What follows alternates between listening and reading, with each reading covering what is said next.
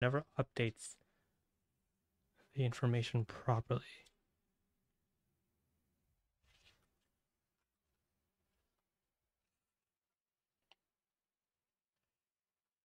Yeah, okay.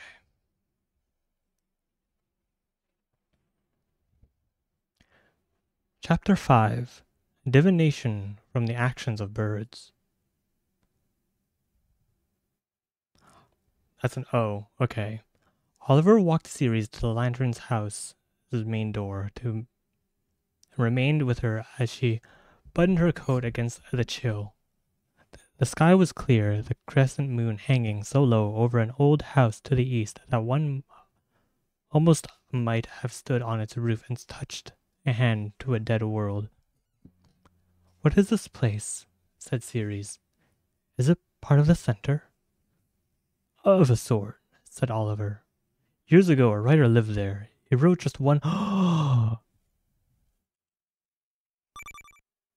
Is this are they gonna mention it? They're gonna mention the book?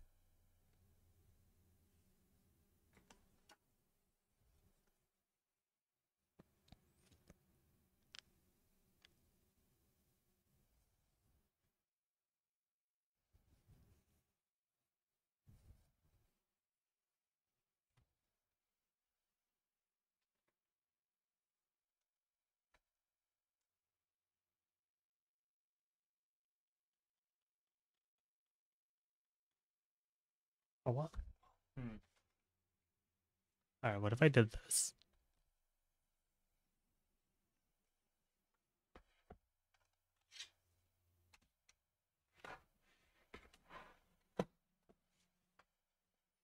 You know? I know it works. Just have it laying on the Switch dock.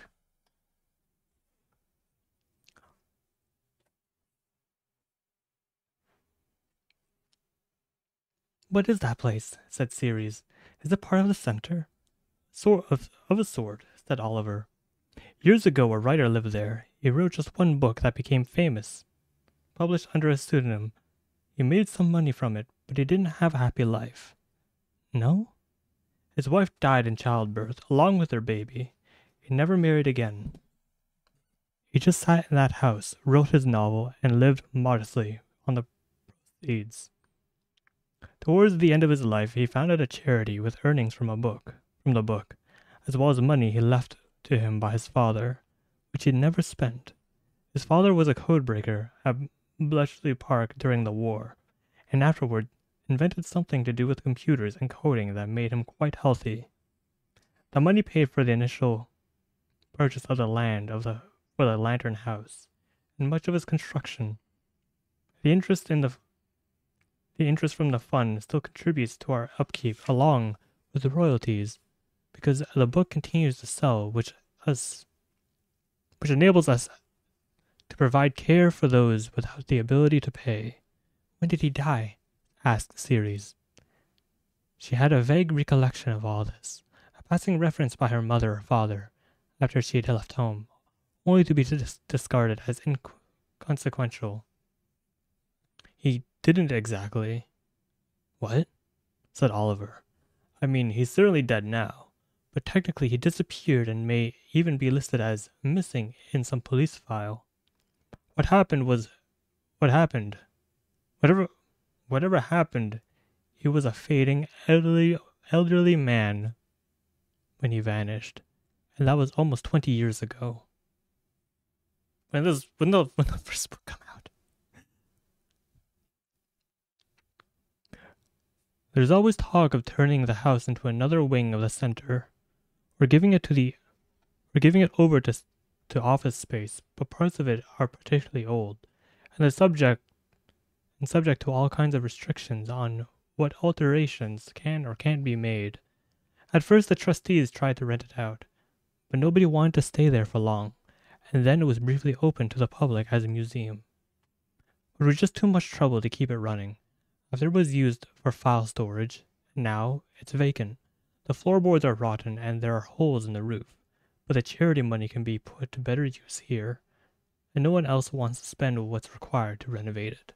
I guess it makes sense. You have the money for helping people in need, and you don't want to be using it for, keeping that place up and running. That small little area. Even by moonlight, Ceres could tell that it had once been an impressive residence. It might be so again if someone were willing to invest in it.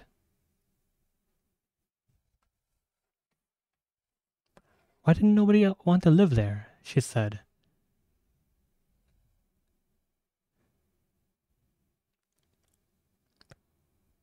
She had picked up on the hesitancy in Oliver's voice. Old houses and all that, he said. You know what some people are like. No, tell me, what are some people like? Oliver examined his shoes and tried to make light of what he said next. They claimed it was haunted, so they didn't want to stay. 3 leases were broken before everyone gave up on it. Haunted? You mean by ghosts? Or by memories, which may be the same thing. Not good ones either. Why do you say that? Because if they were all good. Because if they were good, all those people wouldn't have upped and left, would they? I'd better be getting back inside before someone starts thinking I've run away with the fairies. Have you been inside the house? Once or twice. And? I didn't linger. He was serious now. It didn't feel quite empty. As Oliver prepared to return to his duties, Ceres asked one last question. What was the name of the novel? What was the name of the novel? The one that paid for this place. It's called The Book of Lost Things. Dude, it was. That's crazy. That's nuts. I mean, yeah. It makes sense because the way you end the first book, you can't just make a second book and kind of like, but the way the first book ended, how do you just make a second book?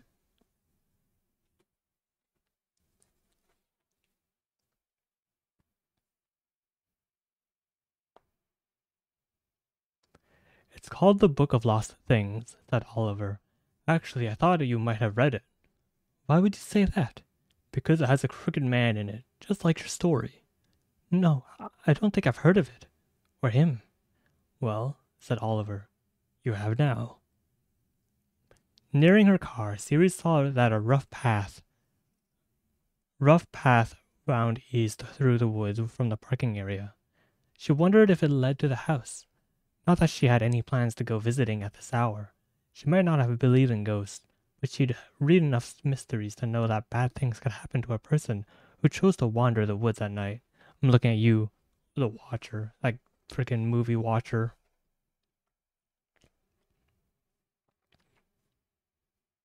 And Milton Keynes and his environs were not immune to crime. Even a wicked witch might stand a good chance of being mugged in the wrong stretch of forest. On the lowest branch of an oak tree that marked the entrance to the path, she spied movement, an old rook with one eye. The other lost its talons. What?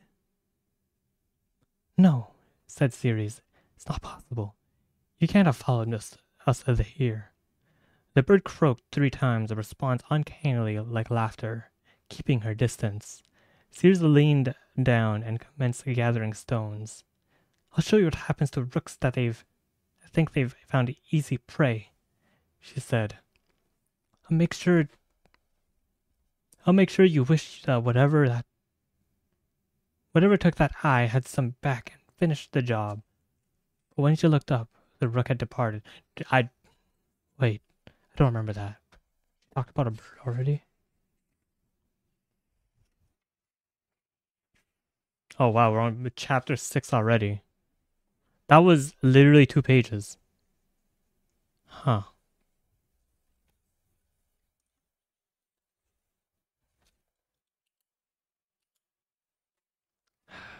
Chapter. Chapter.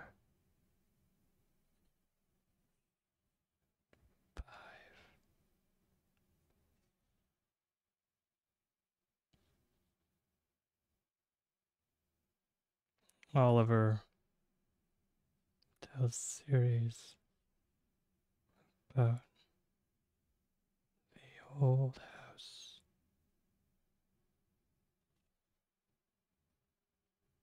Author lived there.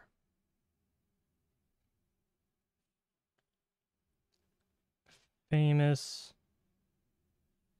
author of book of lost things. That was, man, that ending is so meta. I get it. I get it. But it's just like, man.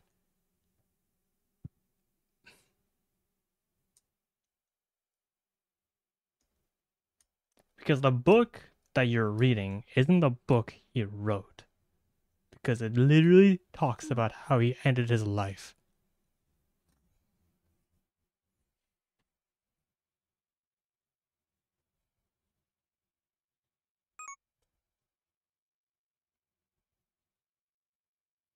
And it's something about birds.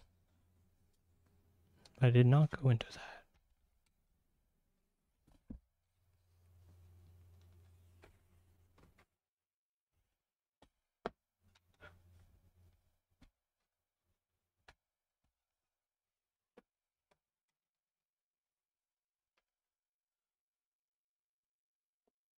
Chapter 6.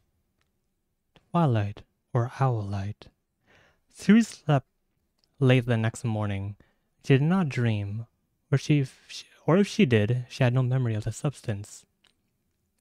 She spent the hours that followed unpacking boxes of clothing and books, among them her daughter's possessions. Phoebe had her own bedroom at the cottage, which already contained some of her things, but now Sirius added the rest, even putting Phoebe's posters and pictures of their former London flat. She could not bear to leave the room unfinished, because to have done so would have been to admit that her faith in the possibility of her daughter's recovery might be wavering. Perhaps, too, there was an element of superstition involved, as though even by hinting at such an outcome she might bring to pass. The cottage was modestly sized, but with a considerable back garden, currently overgrown and distinguished by a stand of old yew trees at its northern extreme that is shared with a small cemetery fallen into disuse since the end of the 19th century. Sirius supposed that some might have found the nearest of a graveyard unsettling or depressing, but she never had. Growing up, she had felt that it was part of the landscape, an occasionally thrilling one, as at Halloween. But otherwise, an element that barely registered, because those laid to rest in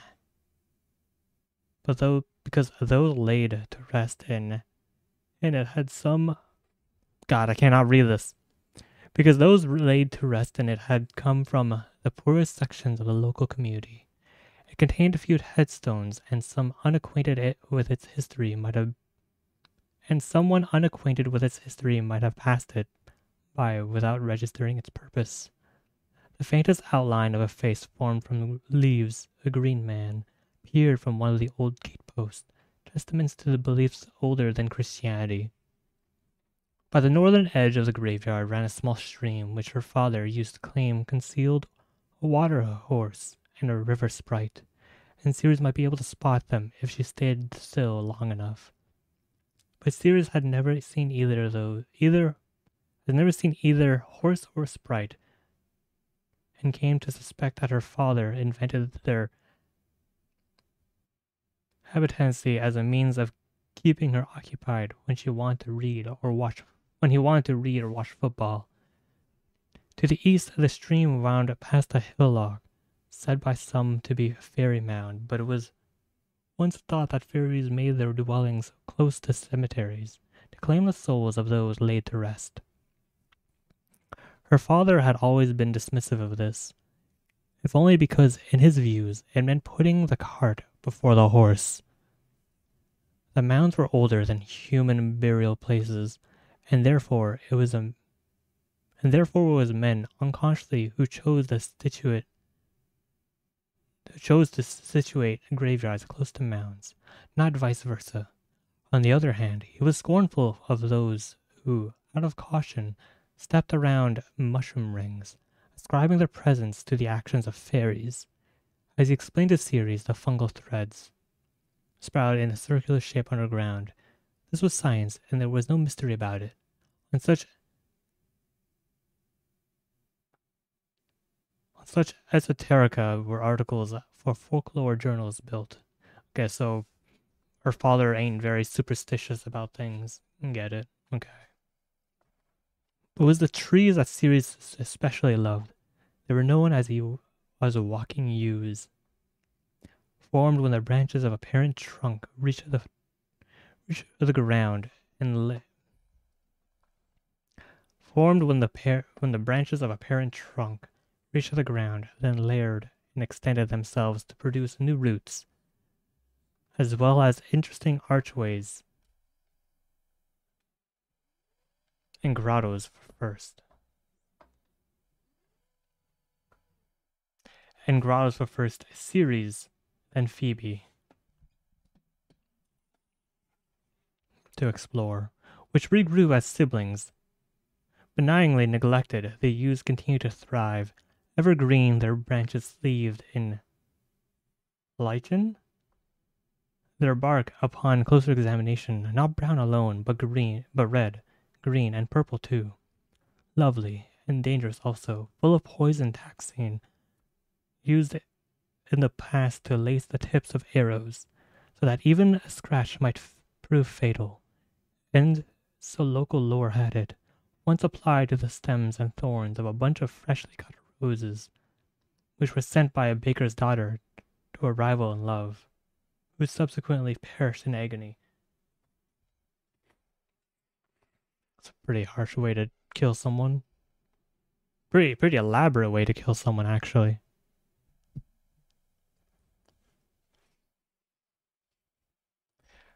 Returned to her childhood home under the worst circumstances, Ceres discovered a new comfort in the proximity of the yews.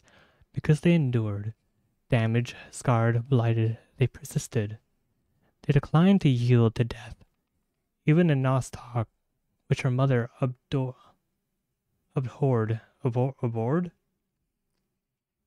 gave Ceres hope. Currently in residence on the garden bench, the blue-green algae, brown in its spore from the cemetery, formed clear glutinous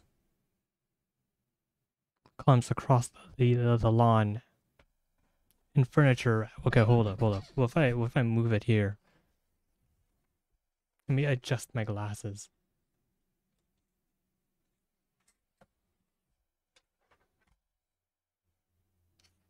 So I can actually read this.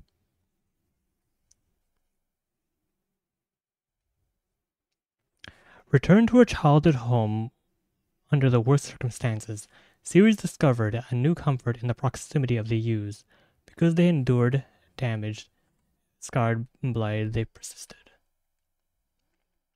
They declined to yield to death. Even the nostoc, which her mother abhorred, gave Ceres hope. Currently in residence on the garden bench, the blue-green algae, brown in spores from the cemetery, formed clear glutinous clumps across the lawn and furniture after rain. On one level, Ceres accepted it was undeniably disgusting, but on the other, it was tenacious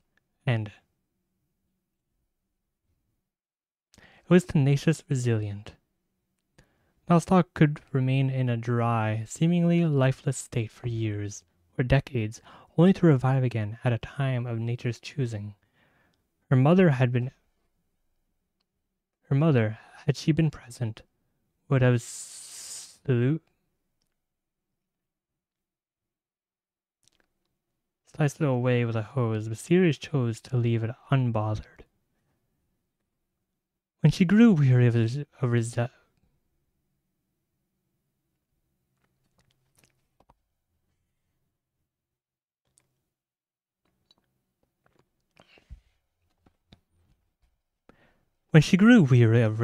of resettlement chores, she drove to a supermarket to stock the larder and refrigerator before, on a whim, going book shopping, something she hadn't done much of since the accident.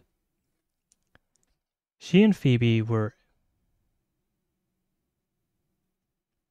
inveterate browsers, although they preferred older second-hand bookshops to newer ones, assuming one could still find any of the former open. Charity stores have absurd. Hmm. Then again, even when used bookstores were ubiquitous, series had ov-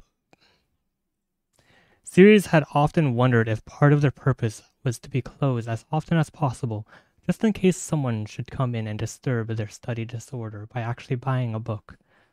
Used booksellers' ploys were legion.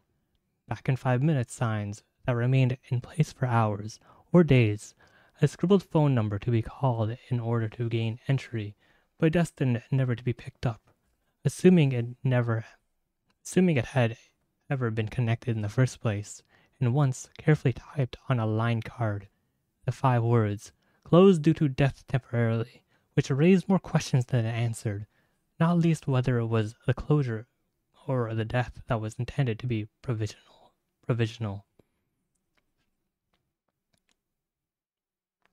In the snug, nearby Olney's children's bookshop, she bought the only copy of The Book of Lost Things on the shelves. Since Phoebe was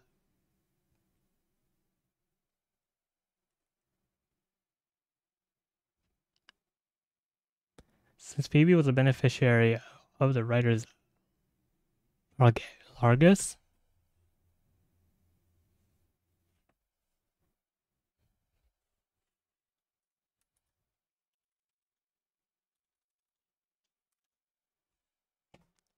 generosity in bestowing largesse. Huh.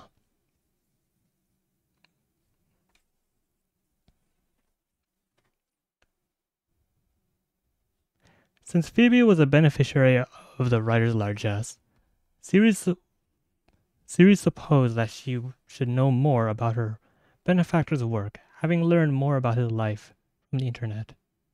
As Oliver has explained, it was one colored by sadness, but not defined by it. The author had found a way to turn his pain into a novel, and that novel had occasionally helped others with their pain. That was what the stories did, or the ones that mattered to us. They helped us to understand others, but they could also make us feel understood in turn, and less alone in the world. Right now, Ceres thought she would be happy with that, because she never felt more alone. But she remained troubled by the tale of the 2 dancers that had transmitted itself seemingly unconsciously. I would be very concerned. I'd be like, what did I just read to my child and what did I write down? Like, I just don't remember writing it down? It's kind of nuts.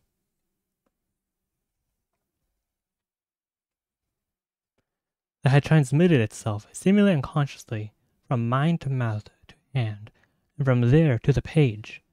Had it not been in her own writing, she might have doubted it was her work at all. Typically, when she wrote longhand, she left a trail of crossed-out words, rethinks, and corrections. When she was contemplating the right turn of phrase or the construction of a sentence, she had a habit of tapping the end of the pencil or pen on the paper, creating a swarm of dots. By contrast, the writing of the previous night was word perfect and showed no signs of hesitation or reflection. Upon her return to the cottage, Ceres brewed a pot of tea and spent a few hours at her desk. She had forced herself to begin working again, and already had 3 deadlines imminent, all involving advertising copy for products she would not have wanted to buy or websites she wouldn't wish to visit, which made the task of convincing others to do that much more difficult. Then again, she had only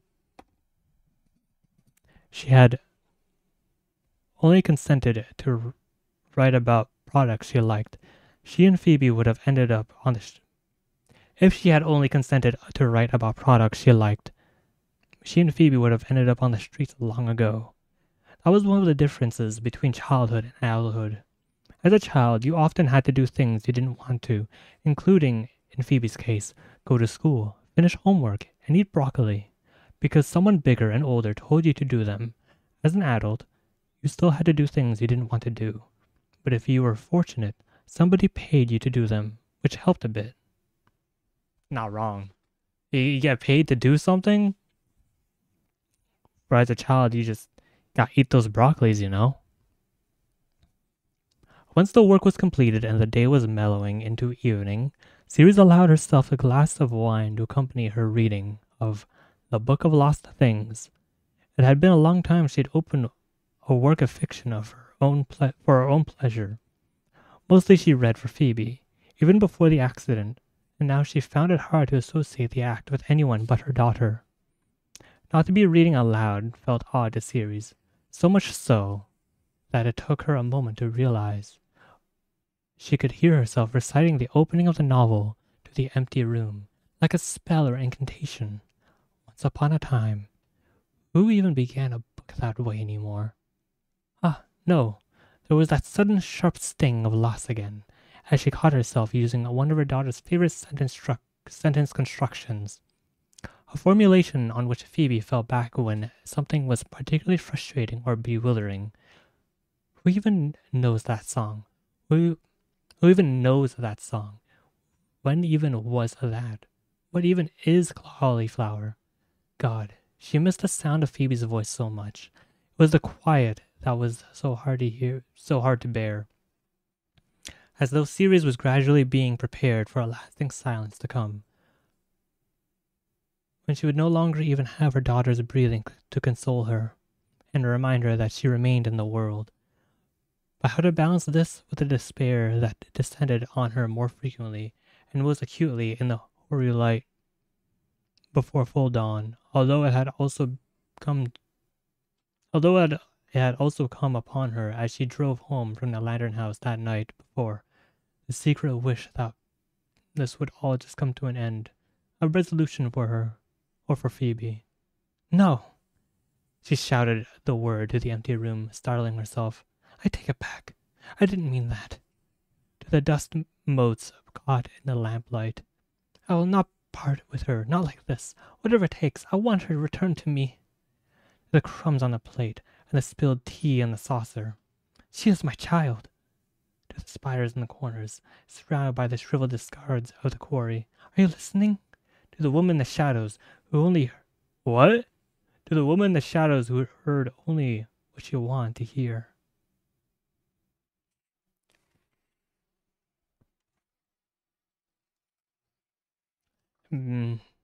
That's pretty sad.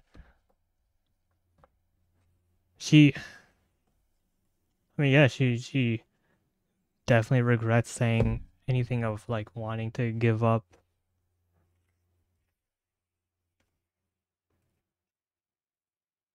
feeling tired of all this, right? She says that, right? In chapter 5?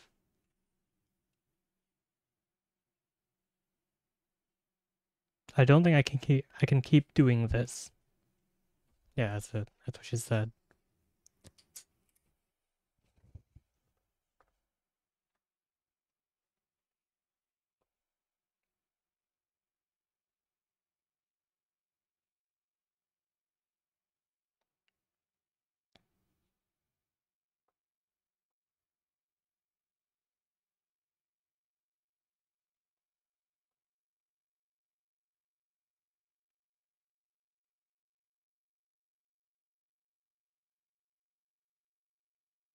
Cemeteries.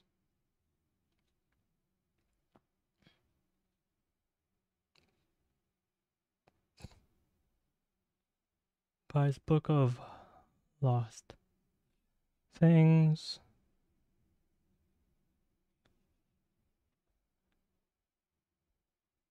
Regrets.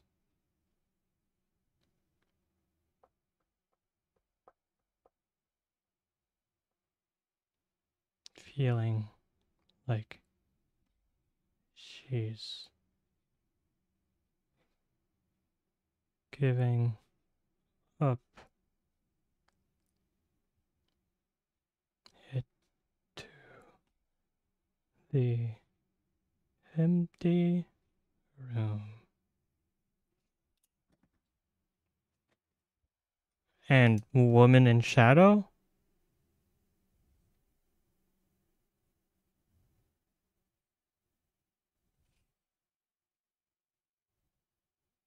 Oh, dude, don't tell me the Woman in the Shadow is like actually her daughter or something.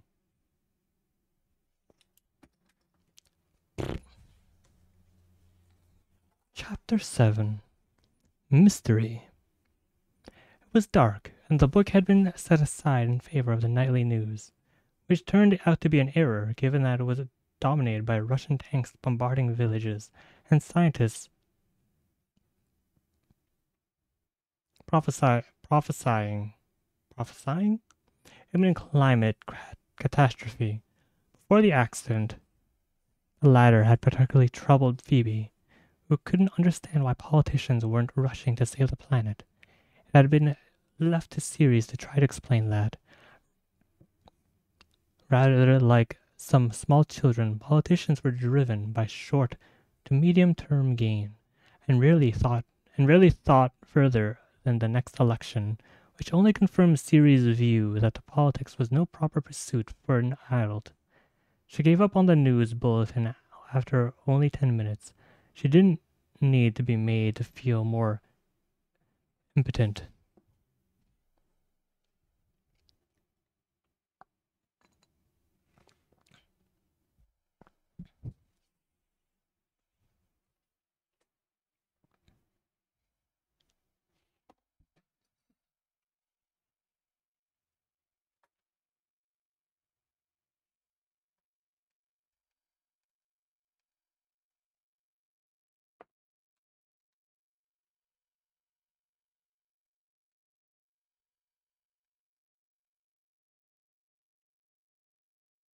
She stroked the cover of the back. She, tro- she stroked the cover of the Book of Lost Things, as she might have a sleeping cat. Although she didn't like to admit it to herself, Ceres realized she'd become distant from fiction, so much so that she could no longer use it as a form of escape, and she had more cause than most to want to leave reality behind, if only for a while. She couldn't even blame her disengagement on the accident, because it had been ongoing since adolescence. She had fallen out of love with stories, and what had come upon Phoebe simply confirmed the pointlessness of them. What good were they? The happy ones were untrue to life, and the sad ones couldn't tell you anything you didn't already know. Here is my story. I had a daughter once, but she was stolen from me, and left in her place was a doll in her image. Yet, the book on the table was calling to her, wanting to be read. She thought it might be because of its connection to the lantern house, to the author's old residence rotting away on the grounds, and the mystery of his disappearance. These things gave texture to the tale. They made it more relevant, and so it was less the book than the circumstances surrounding its creation that engaged her.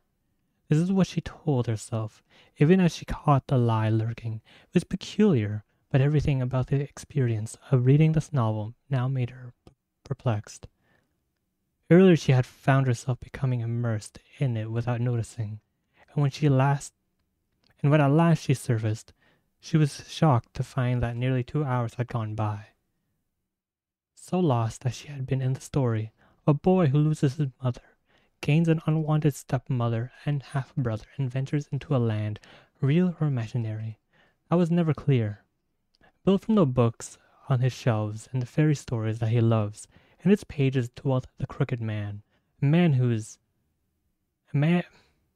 crooked man, a being who, as Oliver had pointed out, bore the same name as the monster in the story she had invented for Phoebe. The only explanation Ceres could come up with was that in the past she must have read a review of the book or an article about its author and store those details away in her mind. She set out making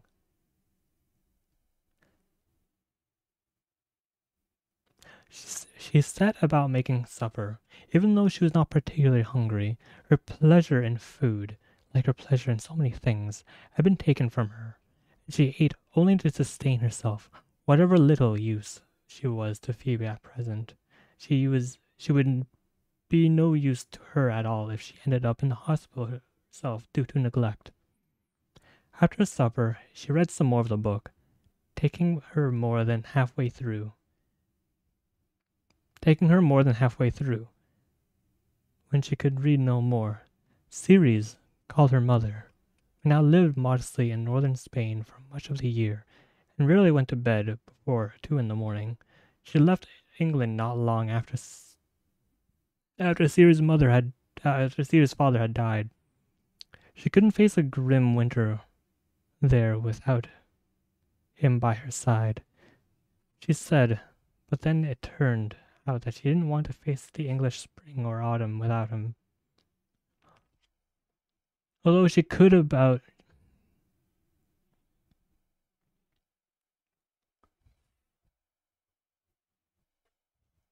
that helps a lot more if I move my glasses down, because I'm looking down. She couldn't face the grim winter there without him by her side. She said, but then it turned out that she didn't want to face the English spring or autumn without him either, although she could just about tolerate the summer for a few weeks. They had explored the countryside together, she and he, mapping old burial mounds, photographing stone circles and fairy forts, and gathering folk tales, myths, even colorful old and local words to add texture to the obscure academic papers that father published, or to chapters in books destined to be read only by peculiar men and women as obsessive as he, or so Ceres had always assumed. All those yellowed pages, those withered leaves. It had taken a long time for Ceres to figure out why her father's vocation had alienated her so, and the Book of Lost Things reminded her of the reason. She found the stories he preferred frightening. She could see the ghost of him now, sitting in his favorite chair by the empty fireplace, his cardigan smelling of earth and tobacco smoke. There is another England, Ceres, a hidden land, a secret commonwealth, and these tales are its echoes, its history. But she did not care to listen to those echoes. They spoke of cruelty and viciousness. Let them fade away. Let them be lost forever. As though to spite him, she had chosen instead to read what she pointedly called her fairy tales. Wait.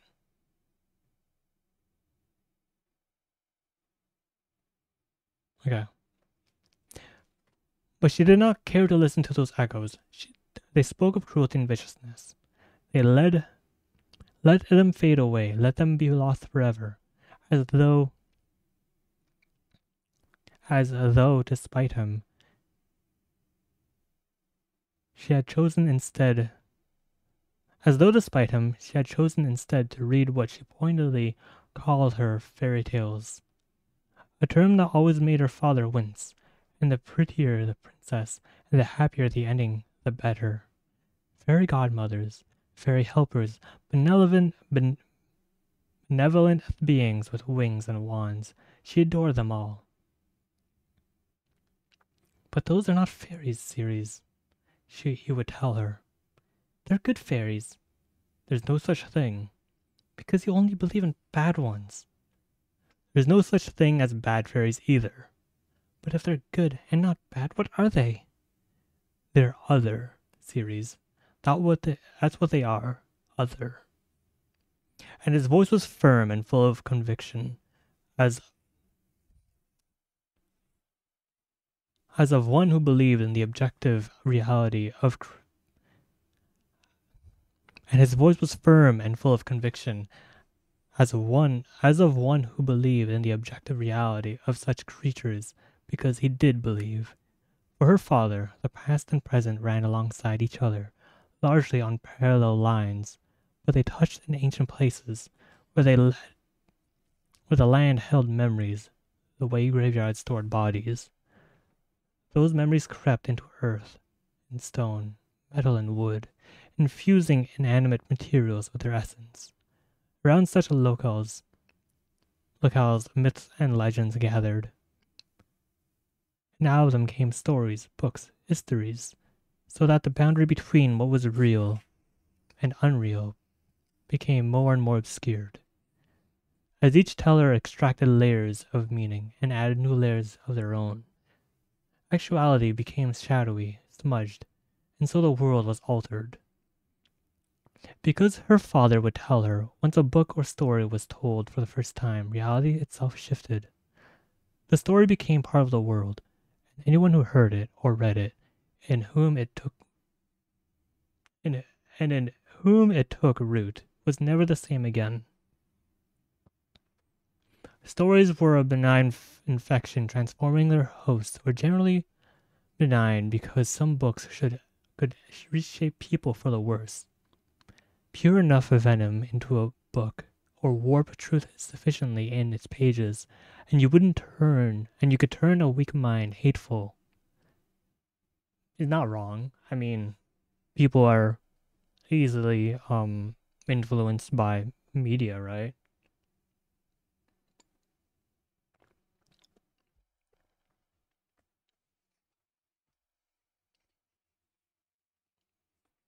Not just books, but I mean, it can be books. It could be stories about anything. People will believe it.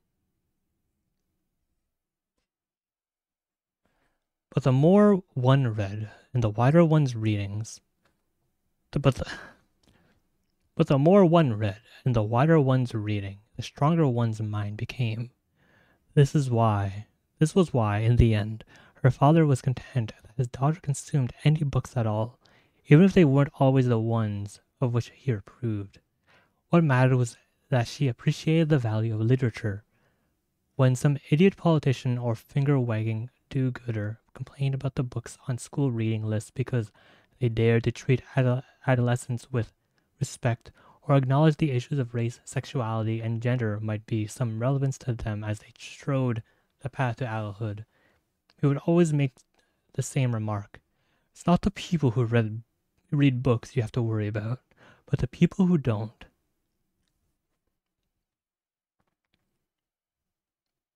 Meanwhile, the phone was still ringing in Siri's ear. Her mother was forever darting off to some other part of her house, or wandering in the garden, day or night, leaving her phone wherever she last dropped it. Frequently, she would mute it so that she wouldn't be disturbed while reading or watching TV, and forget to turn it back on, leaving Sirius to wonder if she might not have died since their last conversation, and her body was waiting to be discovered by a worried neighbor or some unfortunate postman. Sirius had reached that age when a person spends a great deal of time worrying about both children and parents. Adulthood, she had long ago surmised, was very overrated. At last, her mother picked up. She had returned to England to be with Ceres in the days following Phoebe's accident, and ended up staying for some weeks until it became clear that the granddaughter's condition was unlikely to change dramatically for the time being. But then, mother and daughter had grown fractious with each other because Ceres flat was too small for a pair of adults to share, particularly adults who were probably too much alike in some ways for comfort, yet also too dissimilar in others. Ceres loved her mother, but she had a big personality, and big personalities didn't function well in restricted spaces. Eventually, by mutual agreement, Ceres' mother returned to Spain, but they spoke at least every other day, and Ceres knew that she would be ready to hop on a plane back to England at a moment's notice should anything happen to. No, nothing would happen to Phoebe, or nothing worse. Ceres willed it. The new environment of the Lantern House, with its trees and flowers and birdsong, could only be beneficial. If Phoebe's spirit remained in that body, it might hear the birds and respond, and if it was elsewhere, their song could yet summon it back. Sirius just had to keep up her own spirits. Sirius just had to keep her own spirits up. Man, why do I do that? And not fall prey to melancholy or despair, as she did earlier. How is she? How is she? Asked her mother, because that was how their conversations inevitably began. The same. The same, said Ceres, but the new place is lovely, or as lovely as it can be. Are you missing London? I haven't had a chance to miss it, but I don't think I will. London had become too big and loud and empty without Phoebe. She had filled its spaces. I hate to say it, Ceres continued, but you may have been right all along about coming back here. It was always home for me. I've forgotten how much I love it. They had sometimes discussed selling the cottage, but was filled with possessions and memories from decades of married life. Her mother was reluctant to part with any of them. Also, no pressing financial reason had existed for the sale, or not until Phoebe's condition threatened to alter that situation. Ceres' mother had informed her that she need only ask and the cottage would be put on the market, but living in it now appeared to be a better solution, thanks to the lantern house. Well, just be careful that you don't get lonely. And do try to make some new friends, Ceres. Ceres had never minded being alone when she was younger, because there was a difference between being lonely and alone.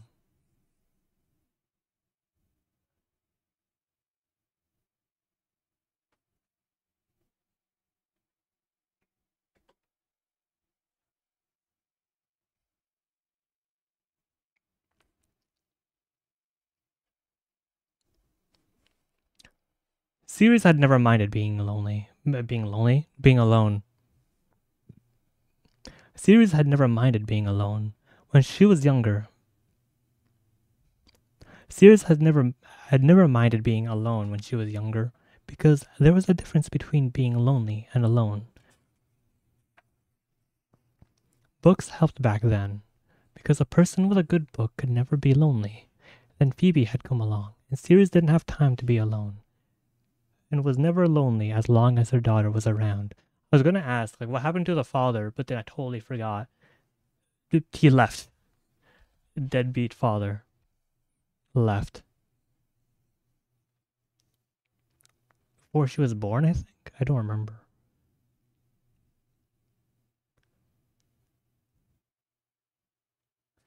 Because books helped back then, because a person with a good book could never be lonely.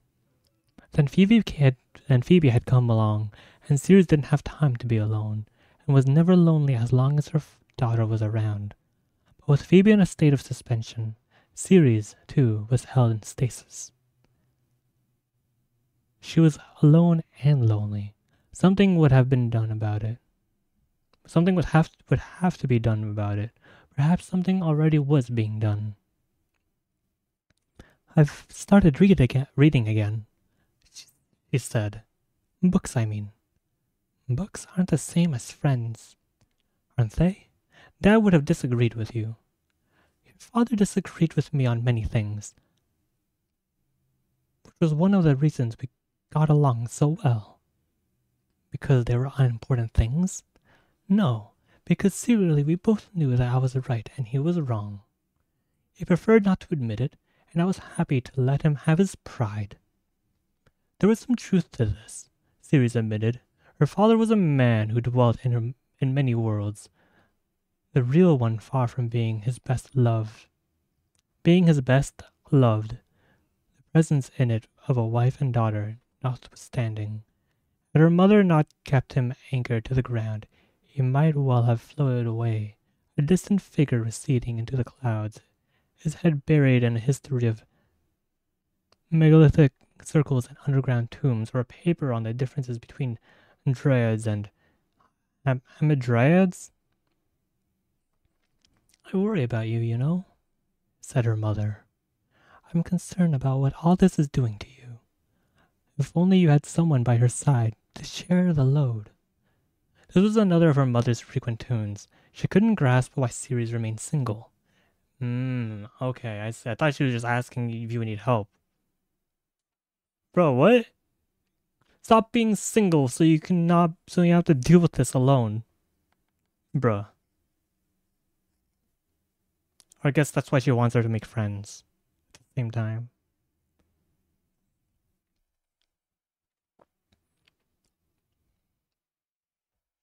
I want to read that sentence again. Books had helped her back then, because a person with a good book could never be lonely. Then Phoebe had come along, and Ceres didn't have time to be alone, and was never lonely as long as her daughter was around. But with Phoebe in a state of suspension, Ceres too was held in stasis. She was alone and lonely. Something would have to be done about it, perhaps already being done.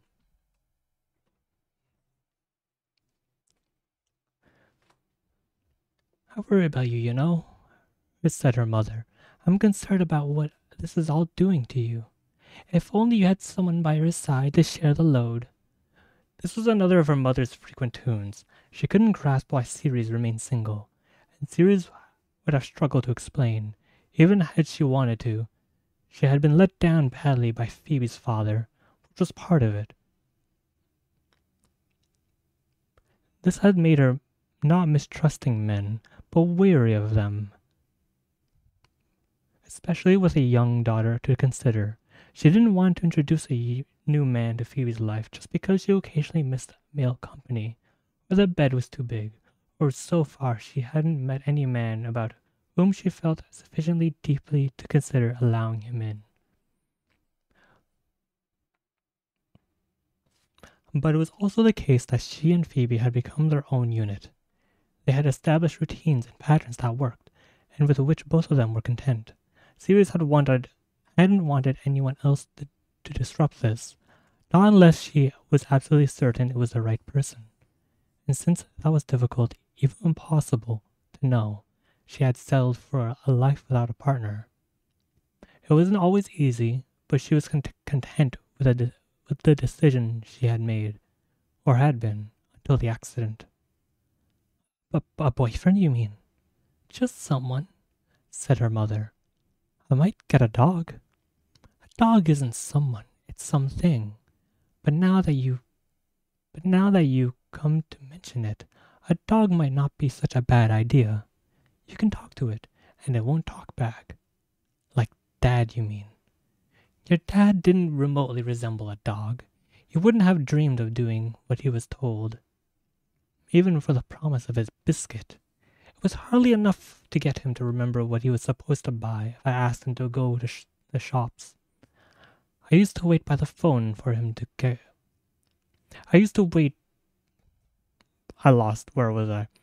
I used to wait by the phone for him to call once he had arrived, checking on what it was I wanted him to get. I'd have blamed it on senility.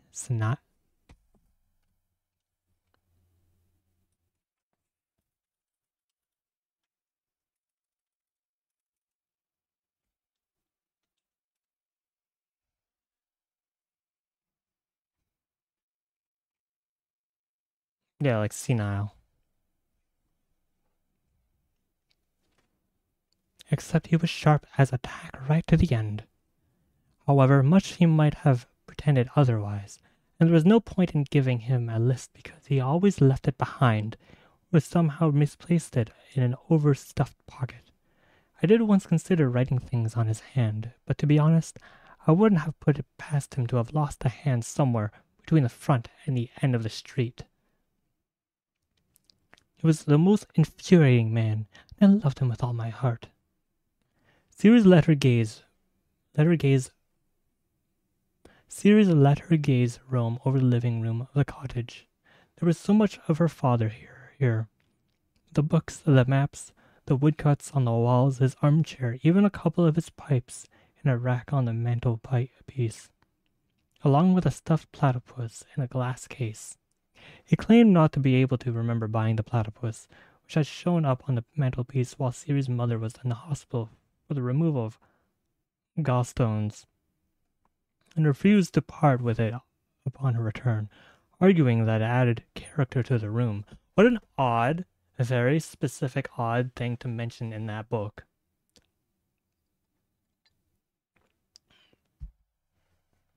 By the way, here's the platypus. I guess it just adds more to the father being stubborn. Yet she loved him.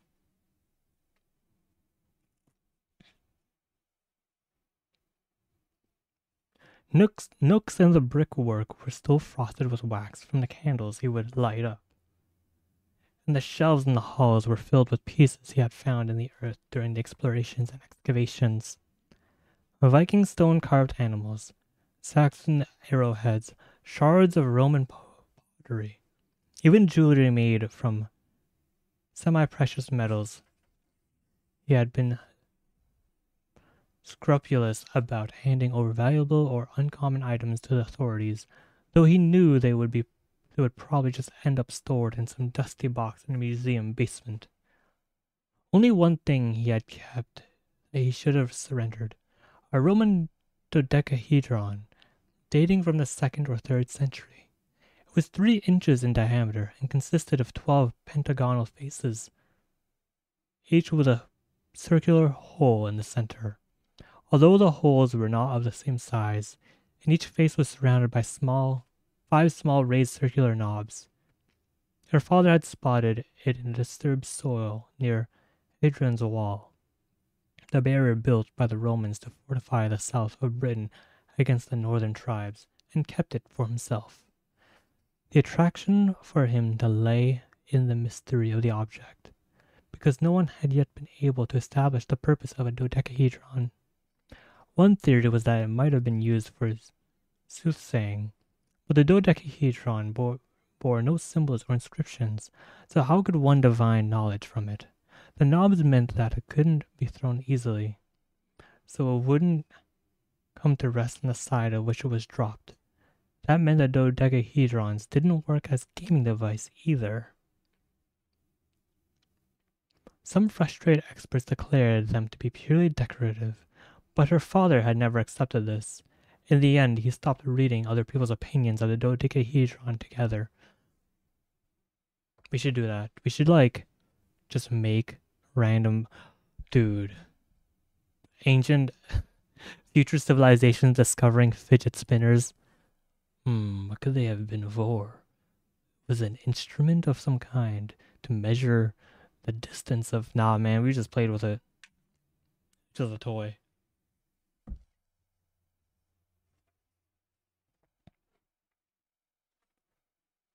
It's not important to know what it's for, he would tell Ceres as she sat on his lap, turning the dodecahedron in her hands. It's enough to know that it is. It's not important to know what it's for. It's enough to know what it is. That it is. Oh. Now, the phone held to one ear, Ceres walked to the hall, the dodecahedron still in its place and still shining. Alone of all the collection, it never gathered dust. She clasped it in her hand. The radar wasn't working, and she could see her breath clouding. Yet the dodecahedron was warm to the touch. She set it back down. The shelf on which it stood held the books that were most important to her father. Along them, art monographs by Giovanni Battista Piranesi.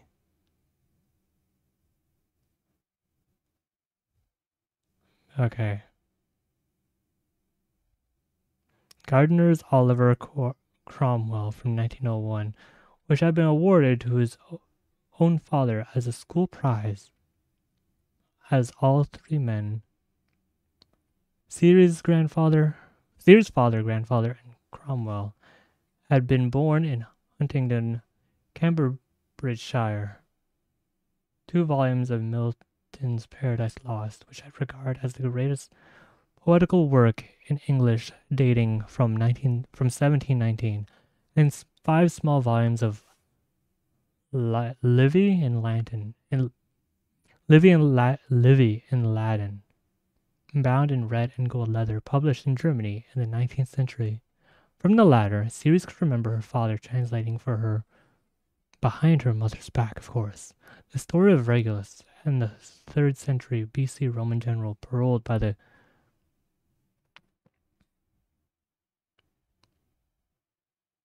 Carthaginians in order to return to Rome to negotiate a settlement. When he got home, Regulus urged the Roman Senate to reject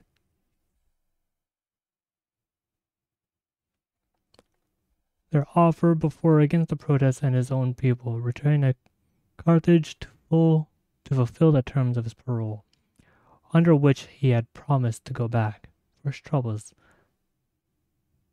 Carthaginians were reputed to have cut off Regulus's eyelids, packed him in a spiked box, and rolled him around in it until he died.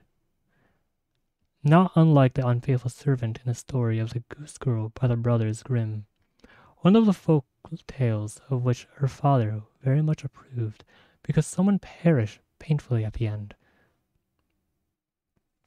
Why did Regulus go back? Ceres asked. Because he had given his word, her father replied, and it was the right thing to do, even if he knew he might be hurt or die. Sometimes that's a choice we have to make. I hope I never have to make that choice. He kissed her head. I hope you never have to make it either. I must go.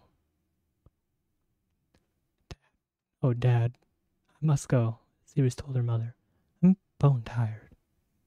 Then go to bed. I love you. If you get a dog, don't make it one of those little yappy ones, or I'll never forgive you. They wished each other good night.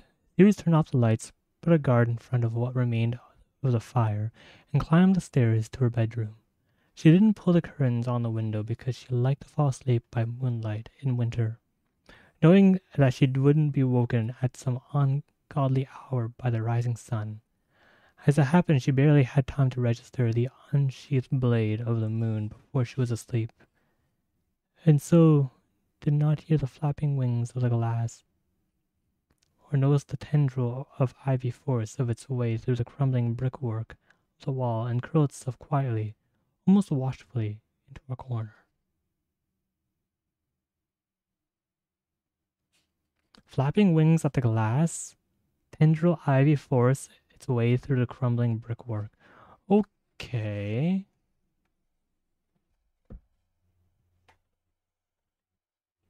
That was a lot in that chapter. I guess that was really about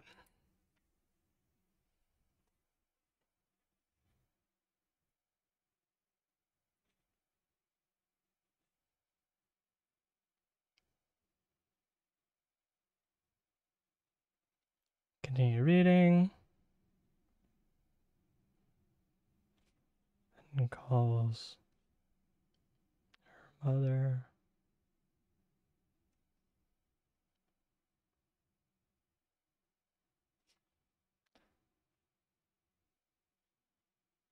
While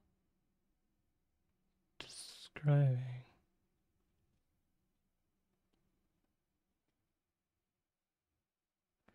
about her parents' relationship.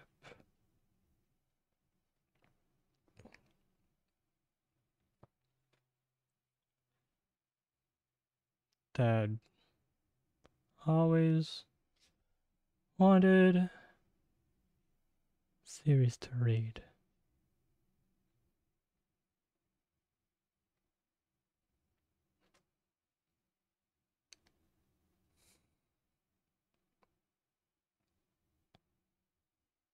Mother suggesting Ceres makes friends or finds someone.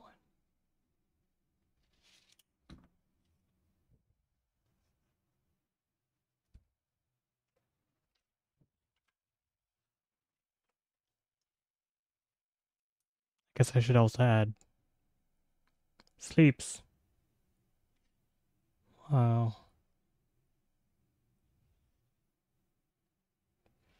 Finds crawl through.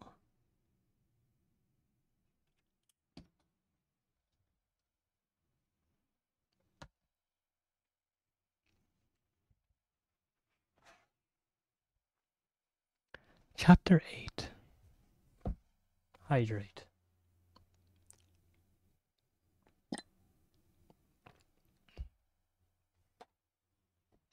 Chapter 8. A fear or dread. A lesson a lesson hard learned as an adult is that no call in the dead of night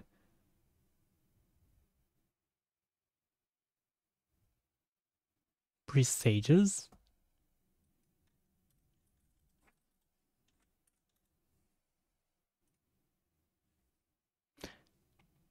an event to be a sign or warning.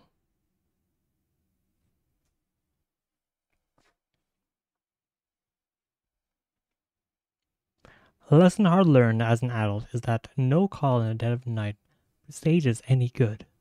So it was that Sirius came awake instantly when her phone rang at 4 a.m. The display showing one word: lantern. Hello? The voice was Oliver's. For this, if nothing else, she was grateful. Sirius, he said. Phoebe's condition had deteriorated. I think you should come. Wow, what a way to wake up. Oh, a condition has deteriorated. Phoebe's new room was different. More like the one in the hospital. There were no pictures on the walls, no armchairs or couches. This was a high dependency unit, designed with one purpose: to keep a child alive.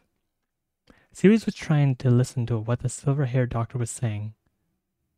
Beatty? Yes, Beatty, that was her name. But the words drifted by, barely making an impression.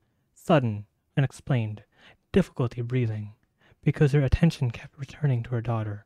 Phoebe now looked even smaller and more lost than before.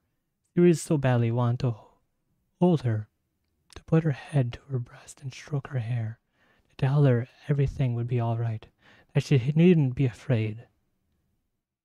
But if you leave me, I understand if there's too much pain. I want you to let go, but if you can, I want you to stay because I don't want you to be with you. Because I don't want to be without you. Could this have been caused by the stress of the transfer from the hospital, she asked. I very much doubt that, said Mr. Beatty. Beatty? The staff responsible for the move are so experienced that we've never had an incident, not even a minor one. Phoebe was monitored throughout and examined again as soon as she arrived with us. There were no warning signs and no issues. What we continue to hope is that the alteration in her condition may be related to a process of repair. Her system had been shutting down all non-essential functions to concentrate on restoring the important ones, and the job is ongoing. But if that's true, said Ceres, how do you explain this turndown? We're pretty confident it's a temporary lapse, but I won't lie to you. We were worried about Phoebe for a while, which is why we thought it'd be best to bring you in. Now we have her stabilized, and she's out of danger, if not out of the woods. Through the unit's sole window, Sirius could see the shapes of the branches taking form in the early morning light, like a photograph slowly developing in a tray.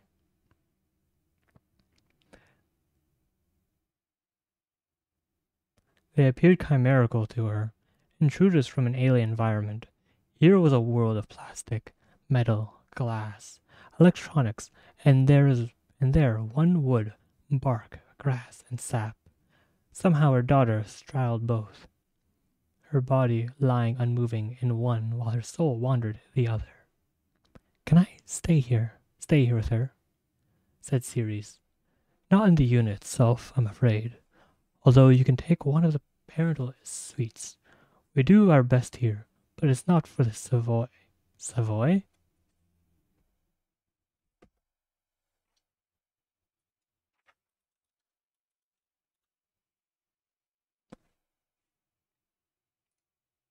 A kind of cabbage in.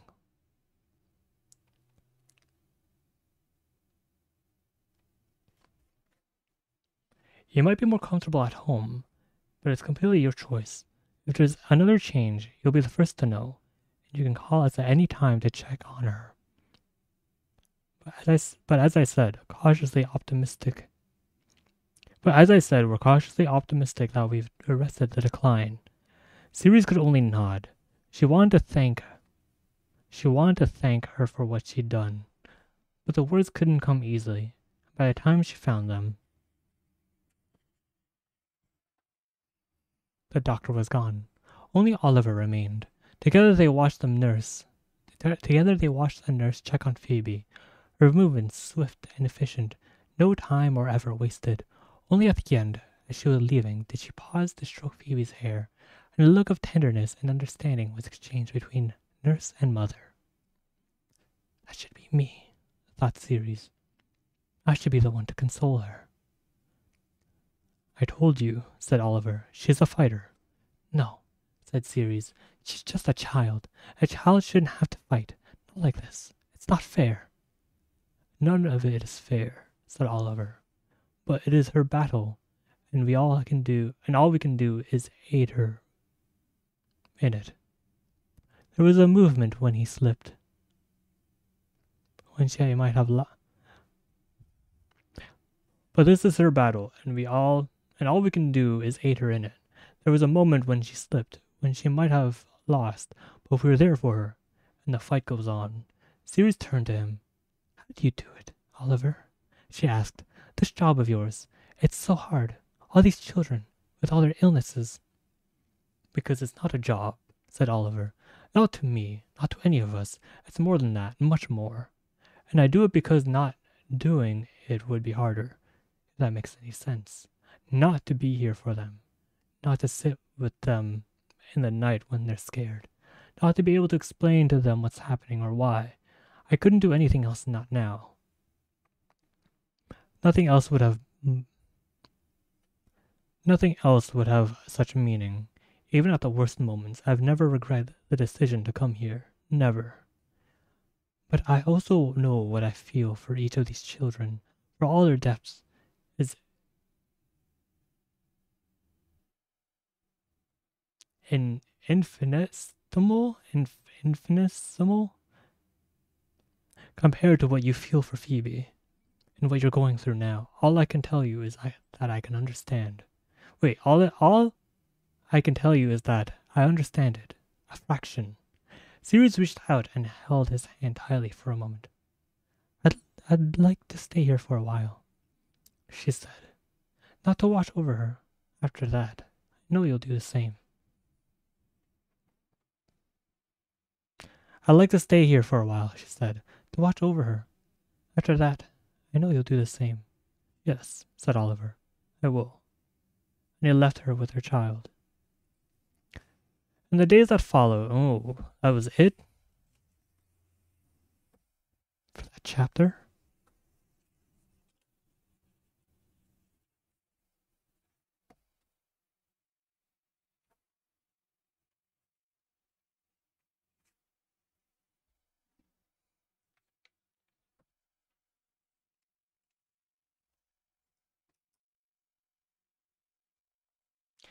That was an interesting one. It was really just a worrying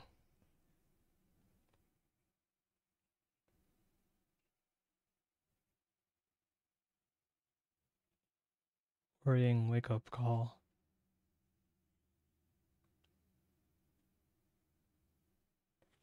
About Phoebe's condition. The doctors reassure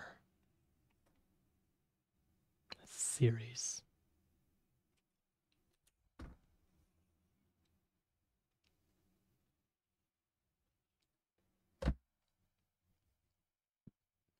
Poor series.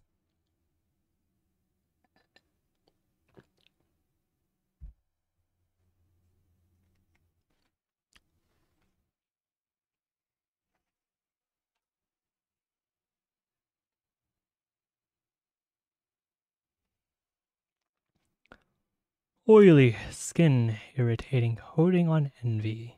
On ivy. In the days that followed, a new routine took over Siri's life.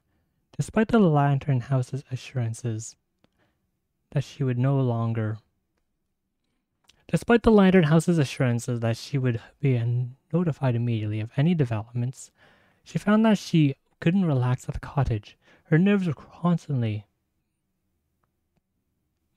jangling, one ear always alert for the sound of the phone ringing.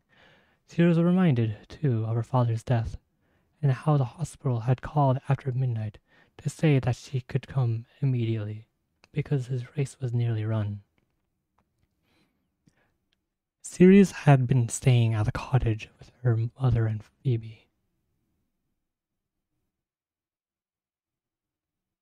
Ceres had been staying at the cottage with her mother and Phoebe, who was then not yet 3 years old. Ceres had somehow managed to dress quickly and wrap Phoebe up warmly without waking her, before joining her mother for the 15-minute drive to the hospital. By the time they got there, her father was dead.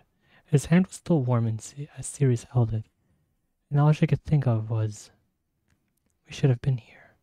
We should have stayed. We knew he didn't have long. They told us it could be a day or two, but no more than that.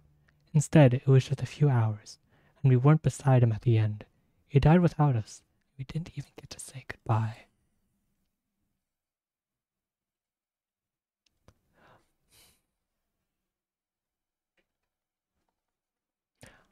While she willed a different ending for Phoebe, one in which her child was restored to her, she feared another.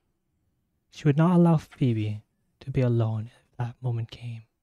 She asked the care team if she might be permitted to make use of one of the suites after all, and she was told she was welcome to do so. Suite was too grand of a word for that room, which was just about big enough to accommodate a bed, a desk and a chair, a wardrobe and bedside table, and a tiny bathroom, but it was minutes away from where Phoebe was lying. The room also had a refrigerator, a kettle, and a microwave, as well as a wall-mounted television, so Ceres could make coffee, eat food, and even watch old, undemanding movies when she was tired to do anything else. She was allowed to spend time with Phoebe as well, now she'd been stabilized, so Ceres resumed reading to her daughter, but this time it was The Book of Lost Things that she read rather than the old tales. Even though she had almost finished the novel, she returned to the start and commenced reading aloud from the first chapter, so that Phoebe, too, might know it. "In case you're listening, in case you can hear me." But there was another reason Ceres had left the cottage. One she had not mentioned to anybody, not even her mother: the ivy. She spotted the first of it in the corner of her bedroom, on the evening after Phoebe was placed in intensive care. She climbed on a chair to clip it back with a pair of old shears, and the next day stopped at a garden center to buy a weed killer. The afternoon, she sprayed the exterior wall, as well as the inside corner where the ivy intruded, and plugged the hole with some filler she had discovered in the garden shed. Before returning to the Lantern House, to pay her evening visit to Phoebe. While she awoke the following morning, the ivy had broken through the filler and started to spread two tendrils instead of one, snaking south to the east from the corner. The leaves no longer entirely green, but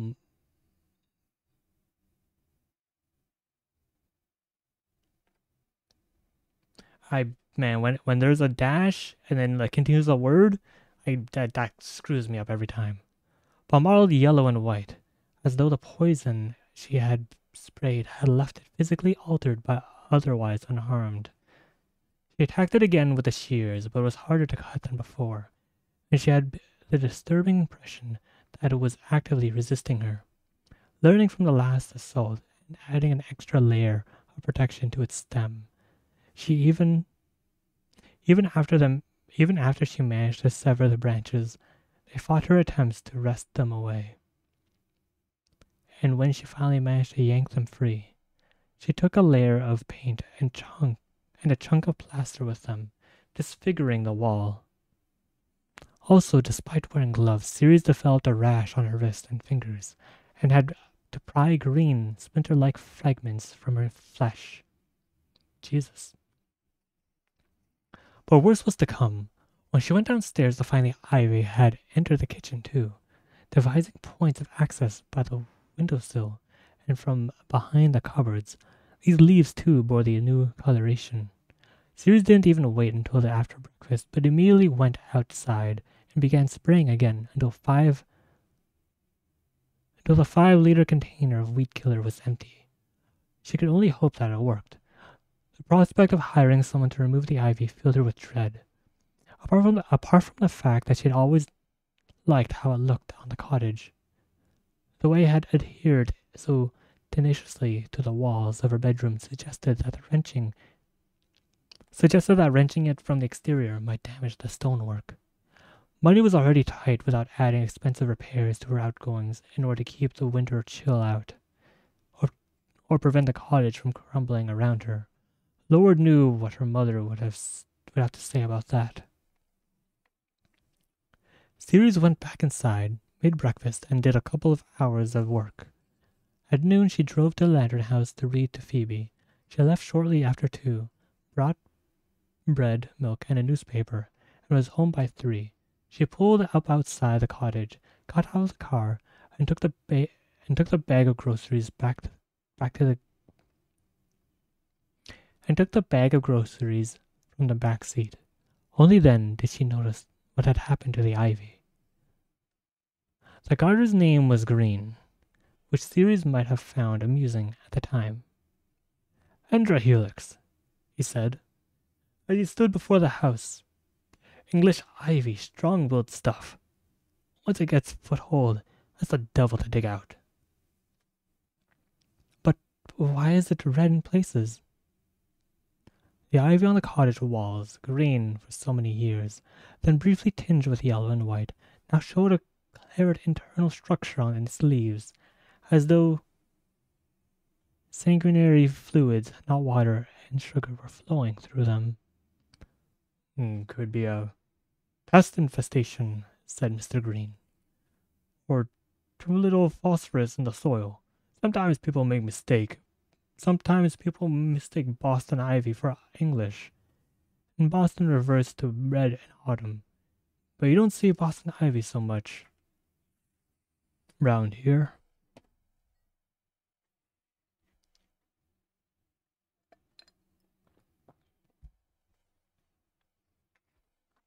And this is definitely the homegrown English variety. Know it by the leaves. He leaned in closer and took the ivy in the He leaned in closer and took some of the ivy in his gloved hand. Never seen redness quite like this before, though, he said. It's the midrib and veins that have turned, see? Ceres looked, but didn't touch. The ivy repelled her. It looks like blood, she said. Just so. Must have been happening for a while, though. No, it started today. It's not possible, said Mr. Green. Every leaf has changed. That would have taken longer than a day. I'm telling you, it wasn't like this when I left the house earlier. Traces of yellow here and there, yes, but not red. I sprayed it with a weed killer. Could that be the cause? Did you spray a lot of it? Only the front part. Only the front part. The container ran out before I could get to the ivy at the back. But that's red too, said Mr. Green. And the root system is different. No, it's unlikely that weed killer did this. I mean, this ivy's not even dying. If anything, it's flourishing. I want it gone, said Ceres. It's breaking through the walls. Well, I can remove it, although it won't be this week. The next with luck. Next week? By then it might have overrun the house. I'm sorry, but I can't come again any sooner. And I have to warn you, your cottage will look a sight after. You might need to consult a builder too, because I can't promise it won't cause harm to the facade, or worse, if it started to find its way through the stonework. And that was where they left it, Mr. Green promising to do his best to tackle the problem as quickly as he could, and the cottage swathed by ivy with something like blood in its veins.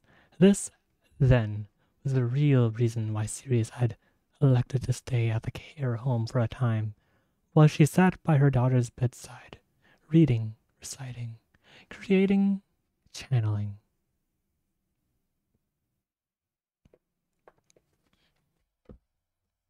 This is quite interesting. A very interesting take compared to the first book.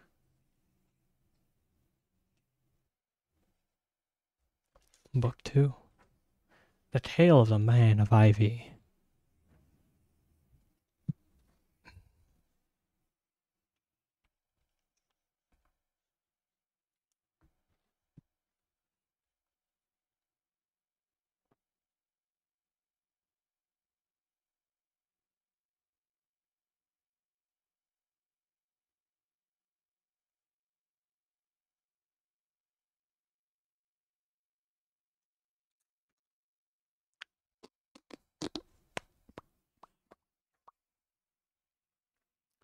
Book 2. Or Tale 2? Story 2? Guess Story 2.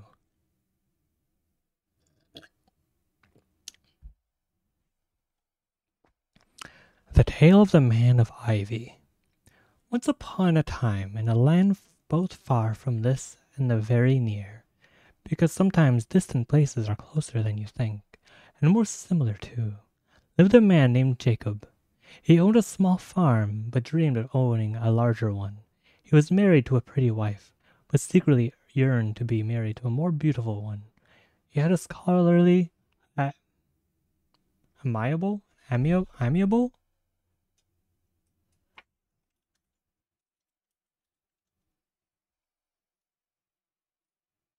amiable, having or displaying a friendly and pleasant manner. He had a scholarly, amiable son, but would have preferred a strong, forceful one. These desires Jacob kept to himself, because although he might have been driven by longing for all he did not have, or thought he did not have, because desire is a blinding emotion, he was not a malicious man, and had no wish to hurt his family. Only when he was alone in the woods, with no one to hear, would he permit his frustrations to show, and when he would give vent to his true feelings, speaking aloud of them to bark, branch, and blade. One autumn day, when he spent an hour telling nature of his longing, he heard a voice call his name. He looked around, but the forest clearing was empty. Not even a bird hovered, nor did the tiniest of insects trouble the dirt. Who's there? Said Jacob. Stop hiding and show yourself. Look closer, said the voice, and then you will see. Look to the trees.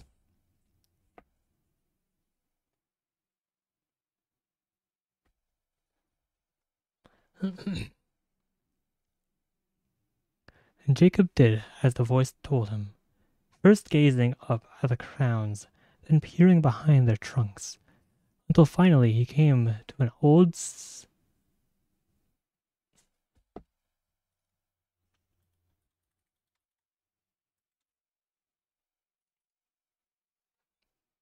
Cecil. Ah.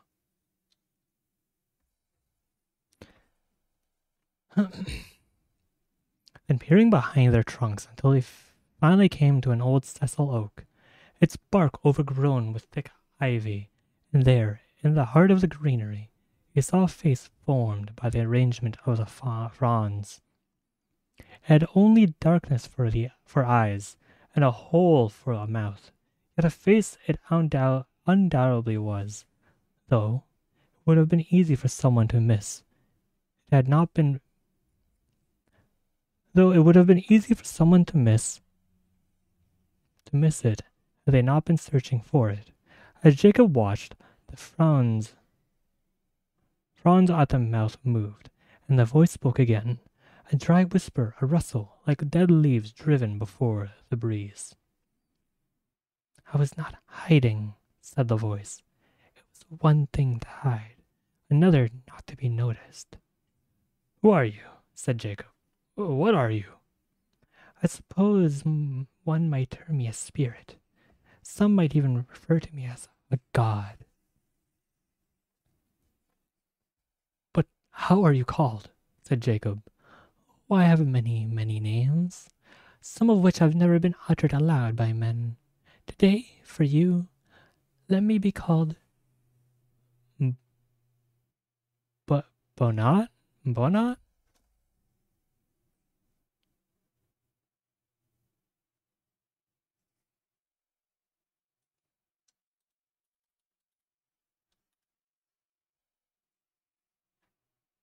How would you pronounce this?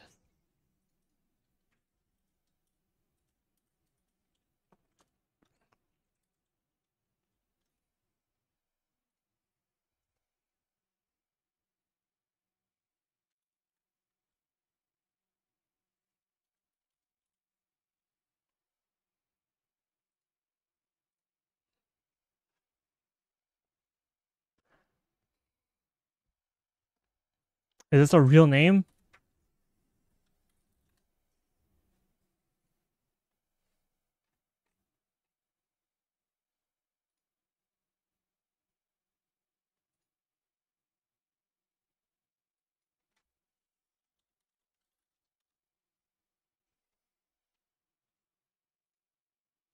Bent coarse grass.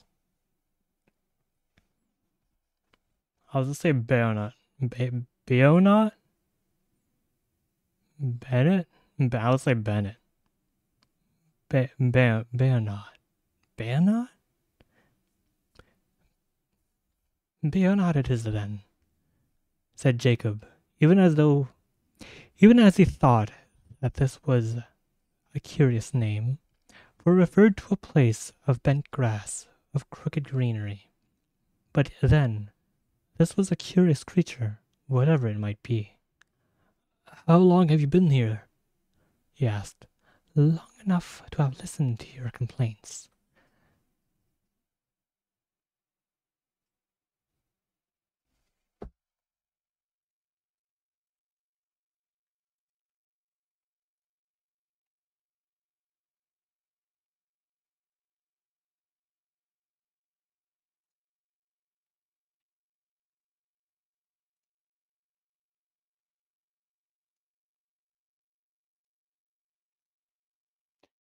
Be in it, said Be in it, and not just on this day, but all the days gone by, long enough to feel pity for your plight. Pity, said Jacob. You deserve better. But that is true of many people. What makes it harder for you is that you know you deserve better. A different, richer life is almost within your grasp. If it were granted you, I have no doubt you would cherish it, and value your time on earth all the more. You would no longer waste time pining for what you did not have, because all that you wish for would be yours. You would be content, would you not? I would, said Jacob. The land I farm is good land, but there could be more of it. My wife loves me, but the years, I fear, are not being kind to her. My son is liked by all, but and is a tender soul. But this is not a tender world, and strength will take him further. So what would you have me do? Said Bayonet. If it were in my power to change things for you, you would give me the neighbor's land, said Jacob. That might grow more crops and raise more cattle. But not so many acres as to make its stewardship a strain. You would make my wife beautiful once more. But if that were not possible, you would provide me with another who was, but loved me just as the old wife does. Nevertheless, I would not wish her to be so beautiful that other men might covet her, and would ask that you would provide her with faithful disposition just in case. And you would take my son's kindliness and replace it with a robustness of body and will, but not so much to cause them to reject me in my old age. Then you would be content, said Bayonet. Then I would be content, said Jacob. As he spoke, Jacob believed all he said, but only because he had long before convinced himself the truth of it. Thus a man became a liar while holding himself honest. But what about your neighbor? Said Bayonet. Does he too not value his land? What should become of him if I bequeath his acres to you? I leave that to you, said Jacob, but I wish him no loss. And your wife? What is she to do if another takes her place? I leave that to you, said Jacob, but I wish her happiness. And your son? Should I make him forget his old self? What if he is content as he is? I leave that to you, said Jacob, but I wish him only to be better equipped to face the harshness of life. By now the sun was setting, and it cast a golden glow above Bayonet amid the ivy, so that he seemed to be aflame. And had Jacob not been so enthralled to his own cravings, so bedazzled by the prospect of a better future, he might have perceived that the face of Bayonet was not a benign one, that Bayonet's features were twisted, that Bayonet's mouth was a misshapen scar, and that the concavities of Bayonet's eyes were black, far blacker than any shadows alone should have caused them to appear. Let us be honest with each other, said Bayonet. What you desire is a life that is not the one you have, because it strikes me that it would be most. What you desire is a life that is not the one you have, because it strikes me that you would be most happy if you could have. What? Hold up. What you desire is a life that is not the one you have, because it strikes me that you would be most happy if you could leave your old life behind, shedding it like a skin. Yes, said Jacob, with a confidence he had never felt before. I wish to shed my old life, shed it like a skin. Then I ask that you seal your bargain with blood, said Bayonet, to show I have not misguided the depth of your commitment. Let it drop into my mouth, for I cannot see what you are doing, and only my taste can I confirm that we agreed. So Jacob took his hunting knife, and with a tip he pricked a finger, so that a single droplet of blood fell into Bayonet's mouth. And at that instant, all of the leaves of the tree turned from green to pink, then red. Wait a minute. This is sounding familiar.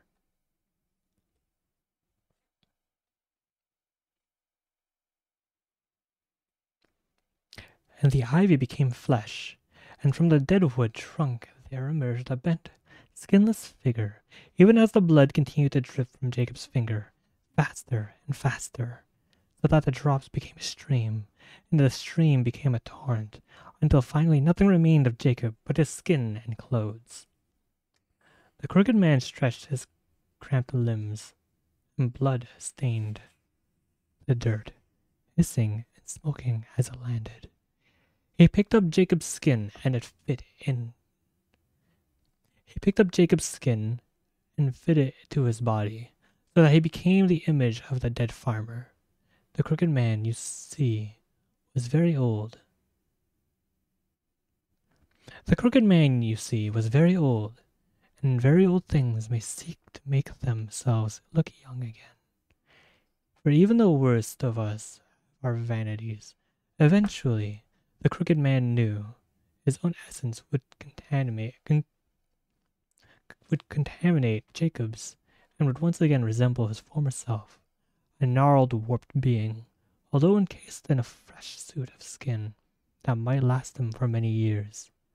But while he favored the dead man, he thought he might take.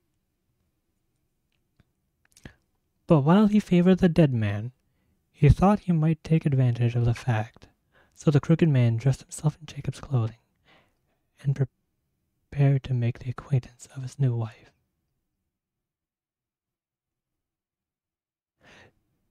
What the f-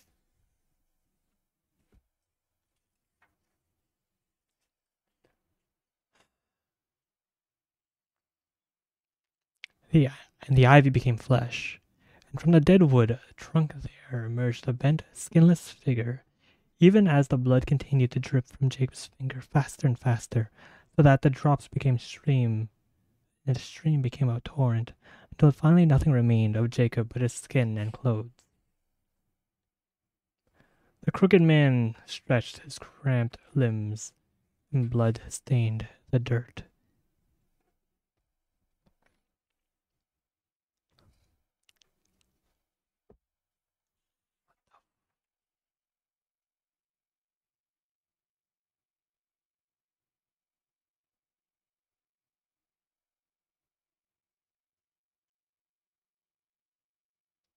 Skinless figure?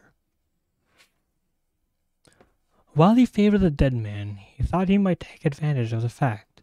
So the crooked man dressed himself in Jacob's clothing and prepared to make the acquaintance of his new wife. Ceres jerked upright in her chair. The Book of Lost Things had fallen to the floor, although how long before she could not have said, but the story she had told to her unconscious daughter was fresh in her mind, and she knew it had not come from the book she had been reading. Yet, even this was not quite true, because she sensed that, while it might not have been written in its pages, the tale had come from the same world. The universe of the book, like the ivy at the cottage, was extending its reach into her consciousness, because that was what the books did. She shouldn't have been surprised or frightened. It was just a way of them. Sleep, a dry whisper, a rustle like dead leaves driven before the breeze. And Ceres slept. Whoa, dude.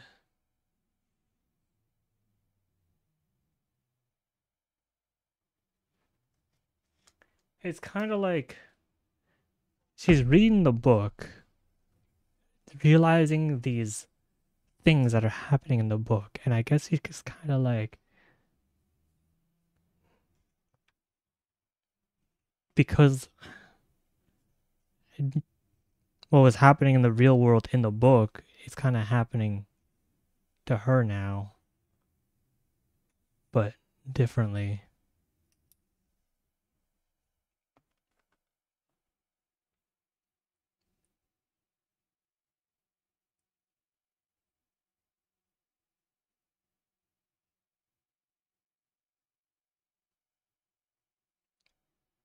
Better man that wanted a better wife. Farm son vented in the woods.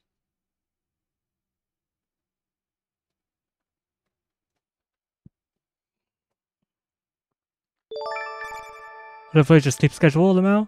That's a good question. WTF is your sleep schedule, LMAO? Are you on a train right now, or are you off a train? Also, thank you so much for the resub.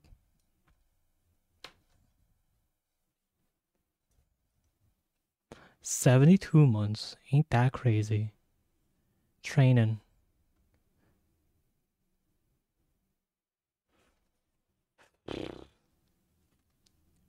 It's so interesting how this book continues from the first book. Because of the way the first book ends. Just past Kingston. Oh, alright.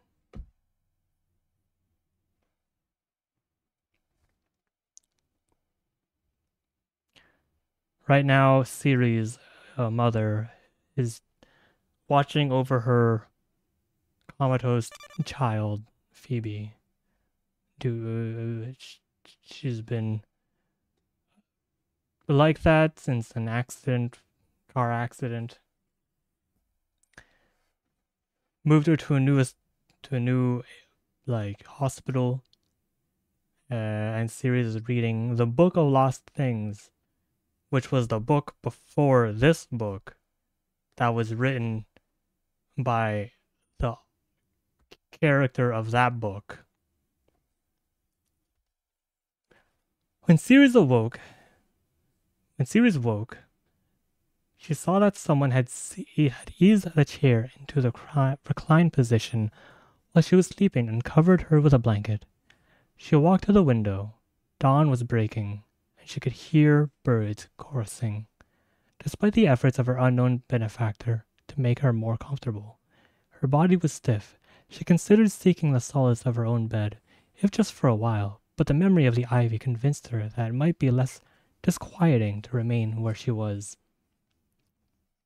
Yeah, her house, cottage, is covered in vines right now. Despite her reading a story, not even reading a story, she just made up a story on the spot about vines.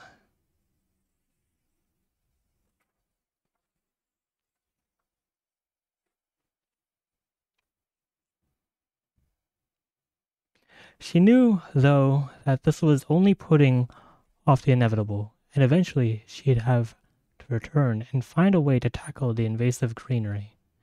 She kept a couple of fresh t-shirts, a change of underwear, and a small toiletry bag in her rucksack. This was one of the first things she learned after Phoebe's accident. It might always be possible to get home after bedside vigil, and any stress would be made worse by having to wear the same clothes 2 or 3 days in a row, or being forced to scavenge or beg for a toothbrush. But what do clothes and toothbrushes matter? She stared down at Phoebe. There were fresh bruises on her daughter's arm from the insertion of new needles and tiny frown lines or pain lines on her forehead that Sirius would not remember having could not remember having noticed before. What does any of it matter? Sirius left the room and made her way, half dazed, to her suite, where she undressed and climbed in the shower. Her legs felt weak, so she sat on the base of the stall and laid her forehead against her arms. The water coursed over her and washed all sense of herself away.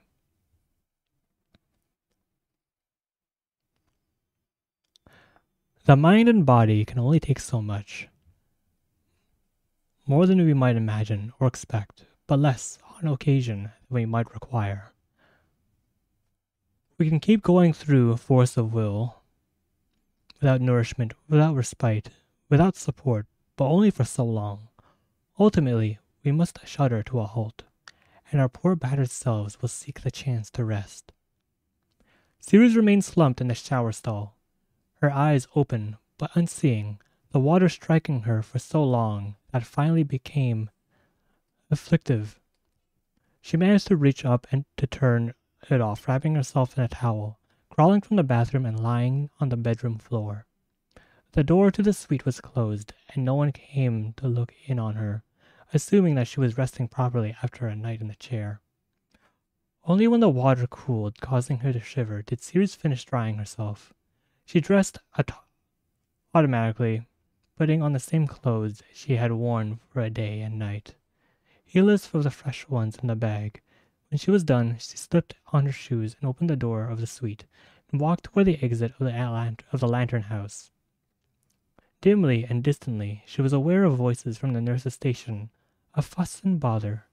But this was not unusual, and she gave it.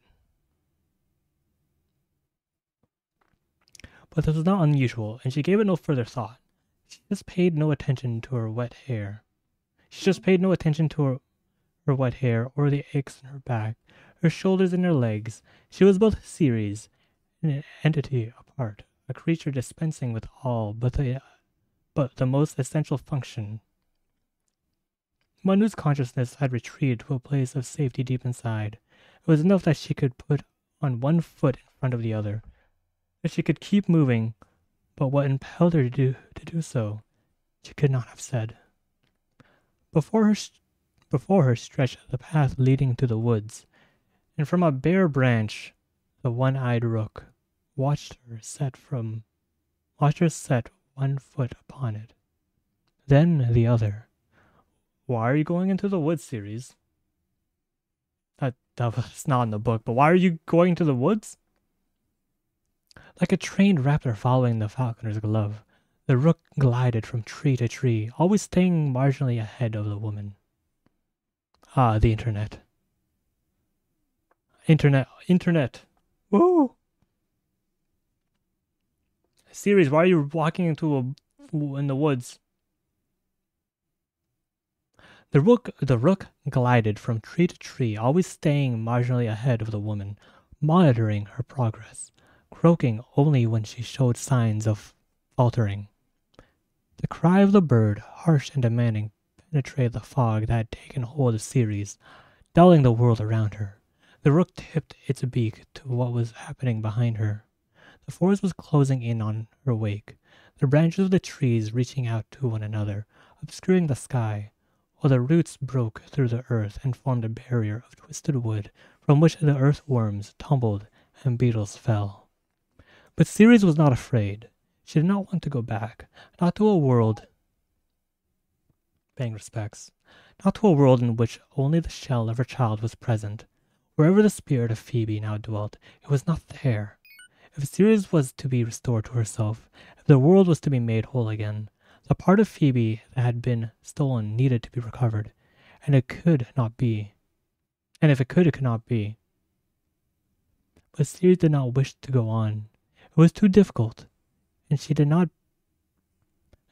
benefit her child only by reading stories to her in the hope that she might hear them and respond, because there was no Phoebe present to react. Ceres could as easily have recited her stories to an empty well, or howled them into the mouth of a cave, for all the good they were doing. More was required of her than that, for something had taken her daughter from her. If she could not make it surrender Phoebe, she would die in the attempt, and that would be for the best. Ceres stood before the old house. Oh, the old house. The house of the author. The author's house. The author of the Book of Lost Things. I don't remember his name. David? Ceres stood before the old house, while behind her the forest became an impenetrable thicket of trunk and branch. She followed the fence until she came to a spot where it had come loose from the pickets and post, and she slipped through the gap. She walked along the verge of the sunken garden, and the place through which David in the book, and who knew in life too, or at the end of it, had entered another realm.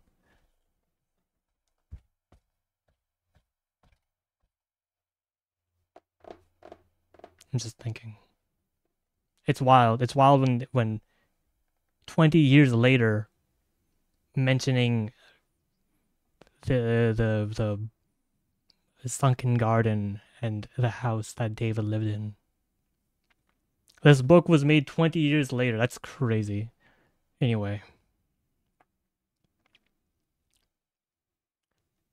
A sign warned against defacing the stonework, but Ceres could see graffiti scrawled and carved on it, left by readers at a time when the property had been more easily accessible. It was the house that was summoning her. Behind the window of its uppermost room, the one that had been David's all those years before, she thought she saw a shape pass. It gave her pause, but not for long.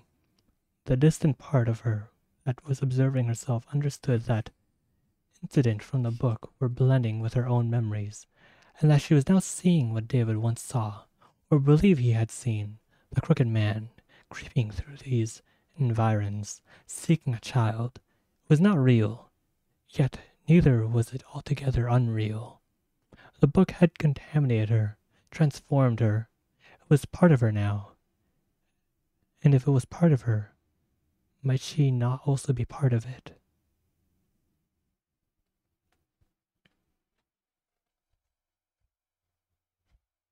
It's quite interesting, though, because earlier in the book, when talking about her father, when he was alive, would often mention how books change people. That's why he would always tell her to read anything and everything just so you can learn. But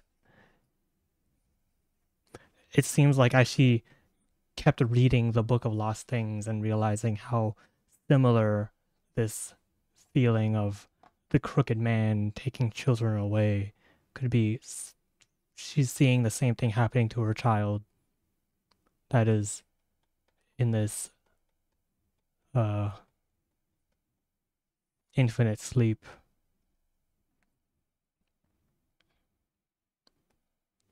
The rook was circling the eastern side of the house, waiting for her to catch up. The grass was crisp with frost beneath her feet, and she left a trail of footsteps behind, like an echo of the tale of Agath and the crooked man. Confirmation that Ceres had become both story and storyteller, dancer and dance. Another sign by the front door cautioned against trespassing, and advised that the property was under 24-hour surveillance, but she knew from Oliver that this was untrue, and the alarm system had fallen into neglect. She reached the back of the house, managed to get her fingers under the sheet of plywood covering a window, and wrenched it free. One of the panes was already cracked, so she removed the shoe and used the heel to finish the job. The glass tinkling into the kitchen sink within. When she was unsure the square was entirely free of shards. When she was sure the square was entirely free of shards, she put her hand through and turned the latch, then worked the tips of her fingers between the bottom rail and the stay to force the window open. It yielded, but only with some effort on her part, and the painful crackling of a fingernail. She climbed on the ledge, balanced one foot for a moment on the old stone sink on the other side, then eased herself down to the floor. Behind her, the rook alighted on the windowsill, but did not enter. It gave a single croak of what might have been approval before flying off. The kitchen was dusty and cobwebbed, but otherwise neat. Cooking utensils remained hanging on books. The chair was arranged around the table, and the empty fireplace was free of dirt and soot. Ceres discerned the scuttling of mice in the shadows, and was also something larger. A rat, most likely. She wasn't frightened of rats, just wary. They were smart. Not as smart as a rook, but clever nonetheless. The sound of them and the throbbing of her broken nail brought her back to herself. She had walked to the house in a kind of daze, but coming out of it, she was aware that she was violating a private space. She wasn't worried about getting into too much trouble. She was sure the hospital would be understanding, but it would still be embarrassing. Her first instinct, therefore, was to leave the way she had entered, yet it was followed by an urge to explore, if only for a few minutes. What was it her father used to say? Might as well be hanged for a sheep as a lamb. Having gone to the effort of finding a way inside, she should take advantage of the opportunity. Might as well be hanged for a sheep as a lamb.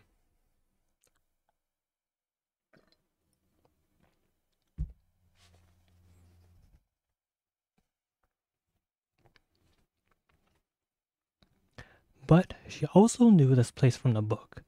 Being here was akin to stepping into its pages, so that she would not have been excessively surprised had some spectral David appear before her. A volume under one arm, or the laughter of a newborn carried to her from the floor above. Ceres stepped from the kitchen into the hallway. The stairs to her left. The walls of the house were largely bare. Some of the pictures and photographs that had once graced them have been removed for safekeeping, or even stolen, because she could see the darker patches where they had hung, though more remained in place. She was surprised by how much light there was. The plywood panels over the windows and the front door had not been positioned perfectly flush, and the orientation of the house meant that the morning sunlight shone directly on the front, sending beams through the gaps. In the living room, across from her stood the shrouded forms of furniture, her mind conjuring visions of shapes rising from armchairs and couches, their monstrousness concealed by dust covers. She decided, on reflection, to leave that room undisturbed, and gave her attention to the stairs. There was more light at the top than at the bottom, because the window on the upper floors had not been concealed. By the lowest step was a small glass-topped display case, perhaps from the time when the novel, alongside a selection of items from his wartime childhood, a ration. Wait, I totally skipped a line. By the lowest step was a small glass-topped display case, perhaps from the time when the house had served as a museum. Yeah, okay, there we go, that makes sense, yeah. It contained various editions of David's novel, alongside a selection of items from his wartime childhood. A ration book and ration book supplement from the Ministry of Food, a clothing book in his name, containing unused coupons, an instruction manual titled How to Keep Well in Wartime, and a permit to enter nearby Bletchley Park, the property of David's father. Last of all, there was a photograph of the author with his wife. How much time they enjoyed together before death had separated them. Ceres could remember only that it was too little. The first step creaked loudly as she placed her full weight on it, causing her to pause momentarily. One part of her, the logical part, knew that the house was unoccupied, but another, more primitive Ceres wasn't convinced. She could blame Oliver and his talk of ghosts, but it wasn't his fault alone. After all, not everything described in the book had been invented. The author did come here as a boy, following the loss of his mother. He fought with his stepmother, who gave birth to his half-brother, and incredibly, a German bomber had crashed in the huge garden, and young David, hypnotized by the sight of the burning plane, had almost lost his life as a consequence. When the lines between what was true and untrue became blurred, so also did those between reality and unreality. For a novel to work, it cast a spell on the reader. It didn't have to convince them to believe in the impossible, or cease to distinguish between falsehood and veracity. It's interesting how the character in this book questions what happened in the first book. Because when you're reading the first book, you know it's fiction. But at the end, it's mentioned as if someone actually wrote this book. So how do you believe it was real or not? What was fiction? What was true?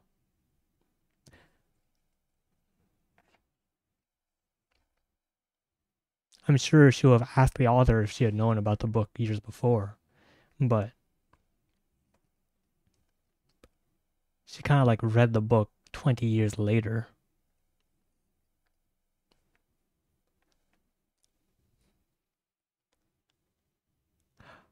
For a novel to work, it had to cast a spell on the reader. It didn't have to convince them to believe in the impossible, or cease to distinguish between falsehood and veracity, but it did require them to lower their defenses, to suspend themselves between realms, even for a time, to forget one world entirely, so engrossed did they become in the other. In this house, Ceres thought the gap between worlds was very narrow. She reached the top of the first flight. All the doors on this level were closed. An arched window, its panes entirely clear and stained, shed multicolored light on the old floorboards. To her right, a narrower set of stairs led to David's attic bedroom. These were completely dark, because this was the only room on the top floor, and its door, too, was shut. Ceres retraced her dreamlike walk to the house, and the shape she thought she had glimpsed by the attic window. Once again, the rational and anti-rational came into conflict. I saw something. I saw nothing.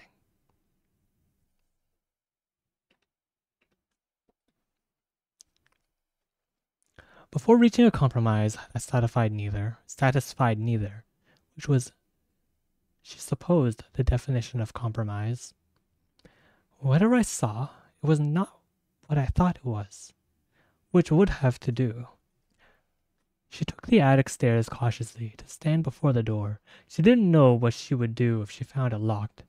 So far, she'd broken only a small pane of glass, and that was already damaged. Technically, it was still breaking and entering, but the harm was fairly limited. She wasn't sure she was willing to add destroying lock and cracking the frame of a door to the list of charges. Objectively, what she was doing made no sense. She had entered a house in which she didn't belong, abandoning for a time her catatonic daughter, all because of a book. That is true. Like, you are literally steps away from where this author may or may not, where this author lived in his house. But you're not by your daughter, which you clearly kept mentioning how you do not want to, want her to suffer or have it all end while you're not there. Isn't that also one of the reasons why you've stayed at the Lantern House?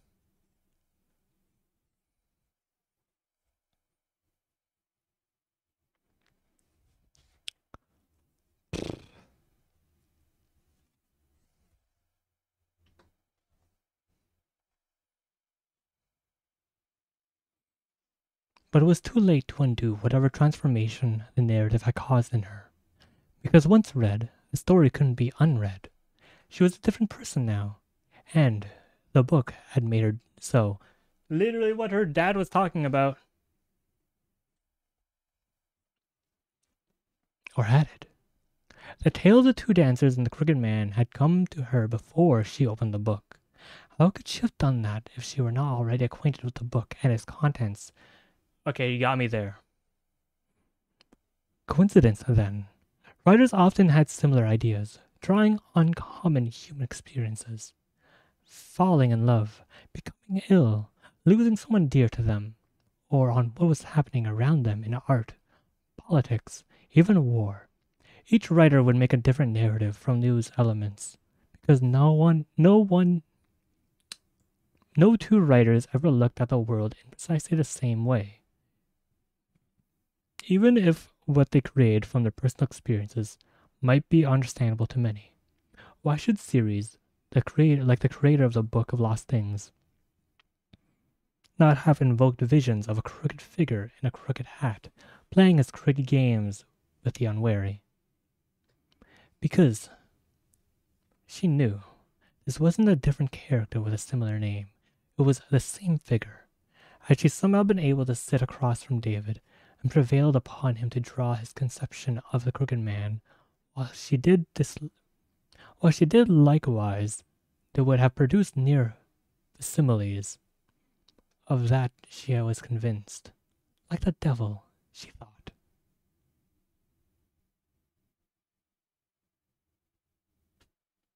I'd be pretty freaked out reading this book and having the book mention a crooked man and all of a sudden being like, wait, I made up a crooked man description as well. If you ask two people to draw the devil, they'd come up with horns, the legs of a goat, possibly a pointed beard. Images of demons from different cultures often had those details in common, as though each of the artists had, at some point, endured the same nightmare.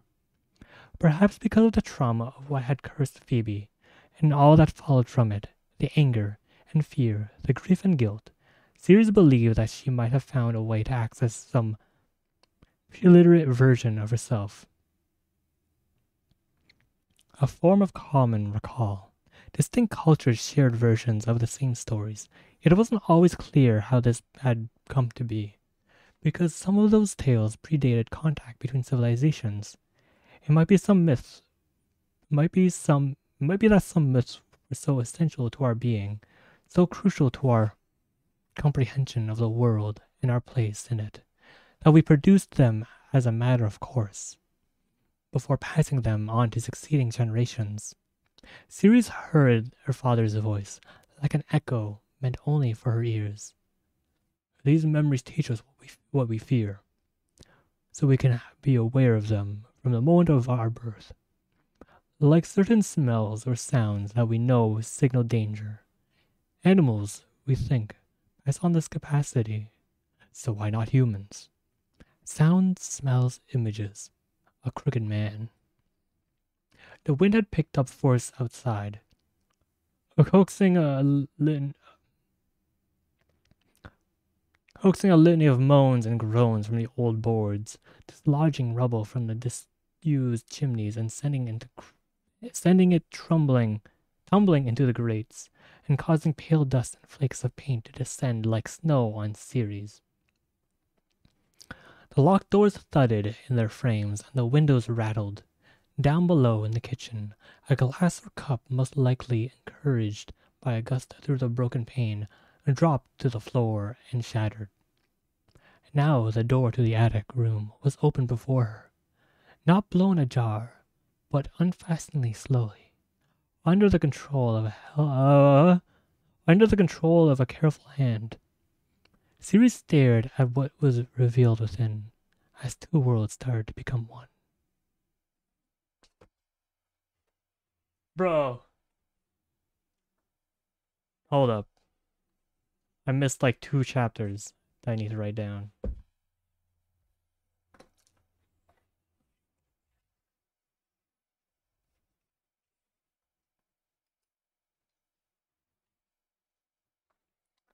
First, let me write about uh, uh, tale of a man with ivy. Man who wanted a better wife. Farm son, vented in the woods.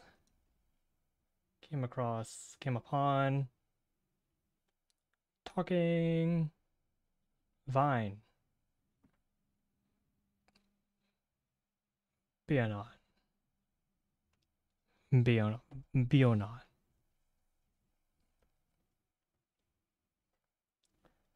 Man vents. Bionot asks if what he wants will make him content. Yes. Gives blood. Loses blood.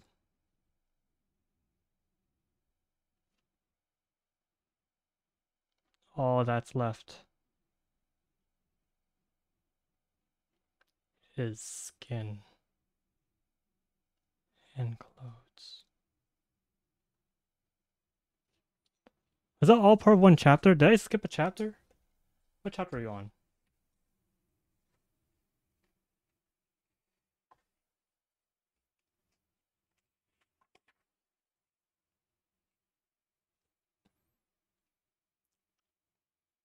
We're on 11?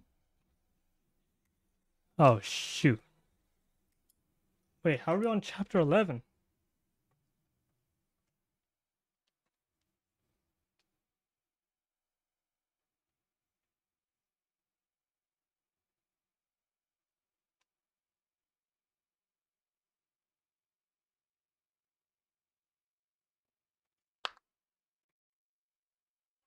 Uh,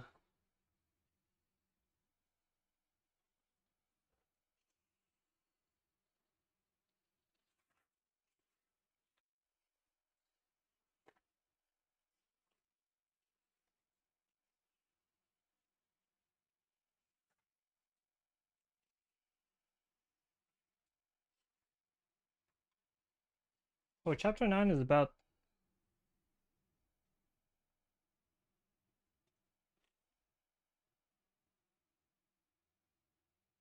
Oh, well.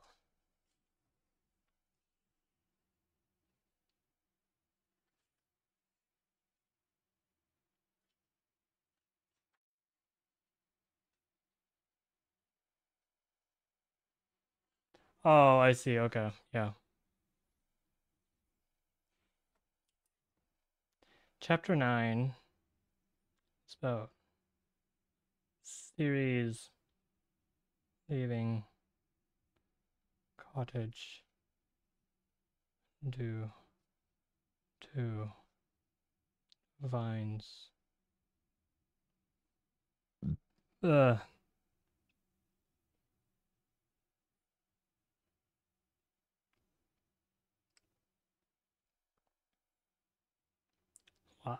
what's the word? Due to vines. Uh, uh, uh,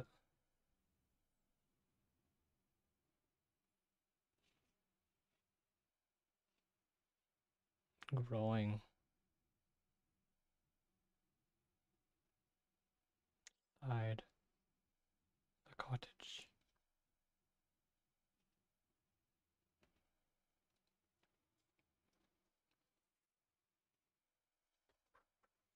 That's really it, right?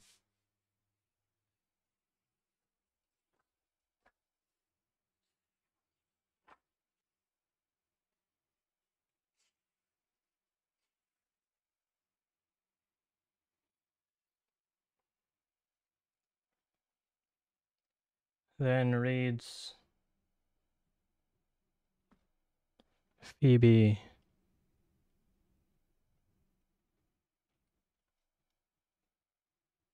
A new story. Chapter 10 is when it goes wild, though. Chapter 10 series.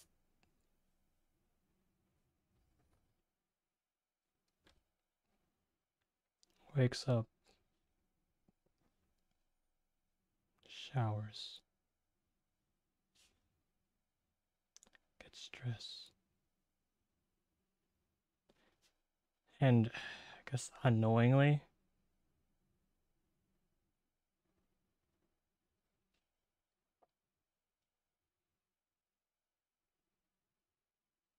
journeys past the woods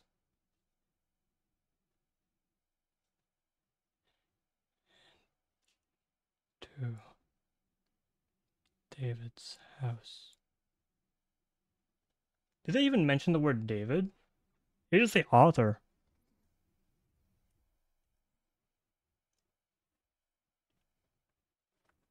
She breaks in.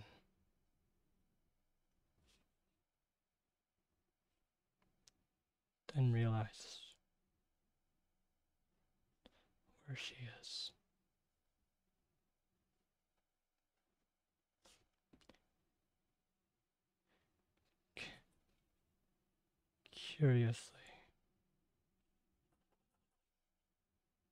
Curiously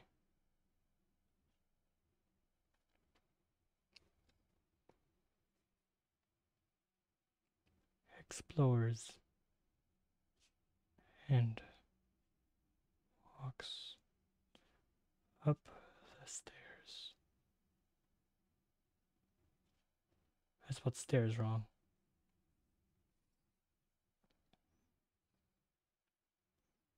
The wind howls and attic bedroom opens.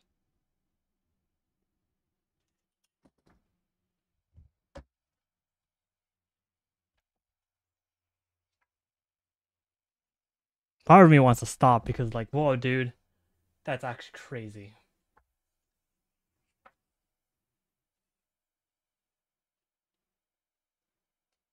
I'll read one more chapter.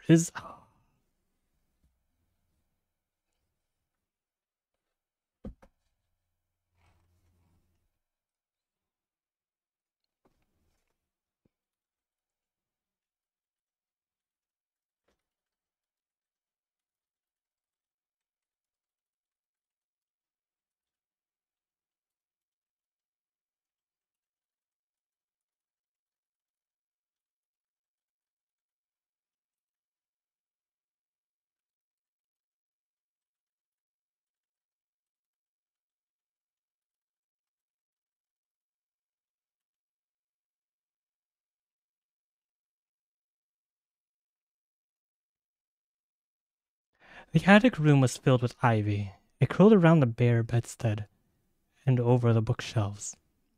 An obscure wait, when is this? Is this almost done?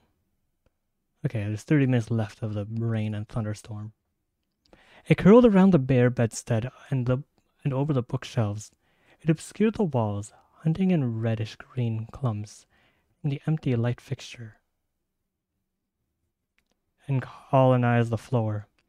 And it was moving. A length of it appeared before Siri's face and peered at her. The two topmost leaves at either side of the main stem turning slightly downward in puzzlement, like eyebrows furrowing. Sears looked to her left and saw that another stem was gripping the inner knob tightly, and thus the door had been opened for her. Had been opened to her. Interesting, because of the vines, or the ivy. Amid the vegetation, multicolored insects crawled, hopped, and flew. Series dodged a white moth with lines of poetry inscribed on its wings, constructed from a single carefully folded page, like a piece of origami coming to life. A large grasshopper landed on the floor by her foot, its body formed from the green and gold boards of a book. Yellow and black striped beetles rushed by, each with a different musical note on its back. When they brushed against one another, they chimed. In the far right-hand corner, a black paper spider, its body as big as Siri's hand, sat at the heart of an intricate arrangement of sticky threads that extended almost to the center of the room. Its lengths dotted with one-worded flies. And the above rustling, fluttering, and ringing, Sirius heard voices. And above the rustling, fluttering, and ringing, Sirius heard voices, as the dusty, neglected books on the shelves roused themselves to speak. "Who is it?" asked one. "Who's there?" It was coming from a volume on the last battles of the First World War. Sirius saw its closed pages moving like lips, and its tone was suitably clipped and military. I think it's a woman, or a girl," said another. "I can hear her breathing from the tread on the stairs. I believe her to weigh approximately 170 pounds. 140, Ceres countered, affronted, before she even registered that she was arguing with a book. Obviously, she'd taken issue with the contents of the books in the past, but never with the physical object of one. Although she was struggling to establish which book she was actually conversing with, so loud was the babble from the shelves, and so distracting were the bugs and ivy. "Are you absolutely sure? You're only fooling yourself, you know." "Oh, 145, Ceres conceded. "But I'm retaining water." Is she supposed to be here? Asked the military volume. If she's here, replied the other, then of course she's supposed to be here. Why would she be here otherwise? Don't take that tone with me, young fellow. I'll have you up on the charges. Find out who she is. That's what you do, isn't it? You investigate. What's the point of you otherwise? After some muttering, which might have included a rude word or two, the second book chimed in. Excuse me, it said politely, but who are you? Ceres finally traced the source of the question to a copy of Emile and the Detectives. I'm going mad, she said. Don't be like that, said Emile and the Detectives. It won't help. Yes, said a woman's voice from a book called The Good Master. You found your way, and that's what counts. If you can hear us, it's a sign that you're in the right place. There's no need to be afraid, not yet. Because because I'm pretty sure at the end of the first book, this is David basically just lays in bed surrounded by books that he can hear. Or he'd always talked about he could hear the books. Not yet. This came from a much read edition of The Sword in the Stone, its worn covers clinging to its spine by the frailest of threads. Its contribution subdued the chattering in the room. We'll have to see, won't we? Said the good master.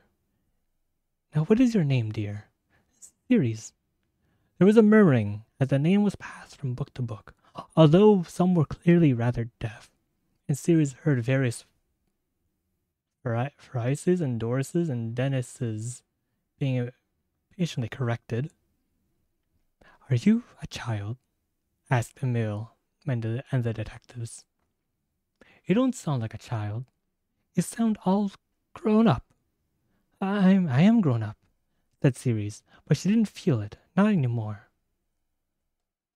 Well, that would explain the weight business, though I still think you ought to have more scales checked. More mutters and more exchanges, a number of them heated. I suspect there's been some terrible mistake, said Ceres. You see, I read a book, and it may have been the wrong book. I think it's got into my head, and made it all confuffled. Confuffled, one of her father's words, like accident instead of accident, and flutterby for butterfly? She hadn't used the word, hadn't heard it spoken aloud since his death. There's no such a thing as a wrong book, said the sword in the stone patiently. There is only one right book, right at the wrong time. Don't bully her, said the good master. Can't you tell she's muddled up? Why have you come here, Ceres? What are you looking for? Ceres thought about the question. She might have been enduring a breakdown, one that was causing her to see sentient ivy evade the plight of insects formed from living paper and hear books speaking. But the peculiar thing, well, the most peculiar thing among many, was that the books were asking sensible questions. Why had she come here? What was she looking for? My daughter is ill, said Ceres. No, it's worse than that. She's gone. Everything I cherished of her has departed, and that's all that's left. And all that's left is a body. It breathes, but it's not Phoebe, not anymore.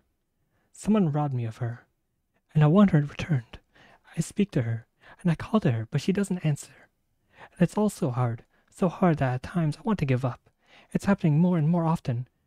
That desire to just lie down and never rise again.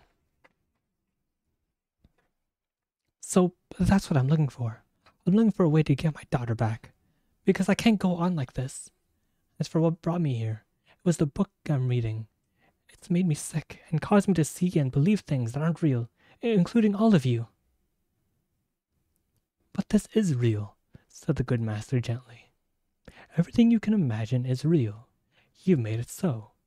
This is the story of your life unfolding, and we are part of it, as much as you are. And and if you came here looking for your daughter, then listen. It was a meal in the darkness.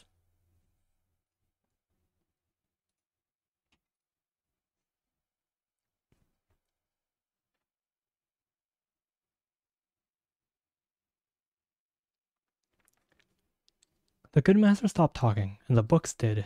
Uh, listen. It was Emil and the detectives. The good master stopped talking.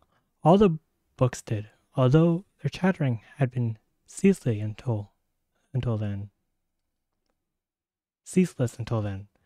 There were books speaking to other books, which was what books did, because no book was ever created in isolation. And literature was a long ongoing conversation between stories. The wind had changed again. It was colder, viciously so. The kind of frigidity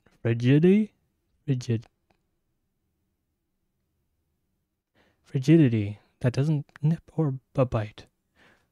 The sound it made was not composed of random gusts, but closer to inhalations and exhalations, and was coming, not from the outside, but from the attic room itself, from the walls, the room, and the floor.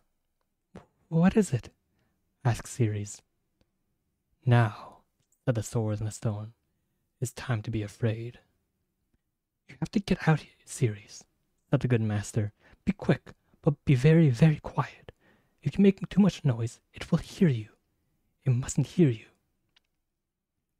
Ceres backed out of the room, and the ivy closed the door soundlessly behind her.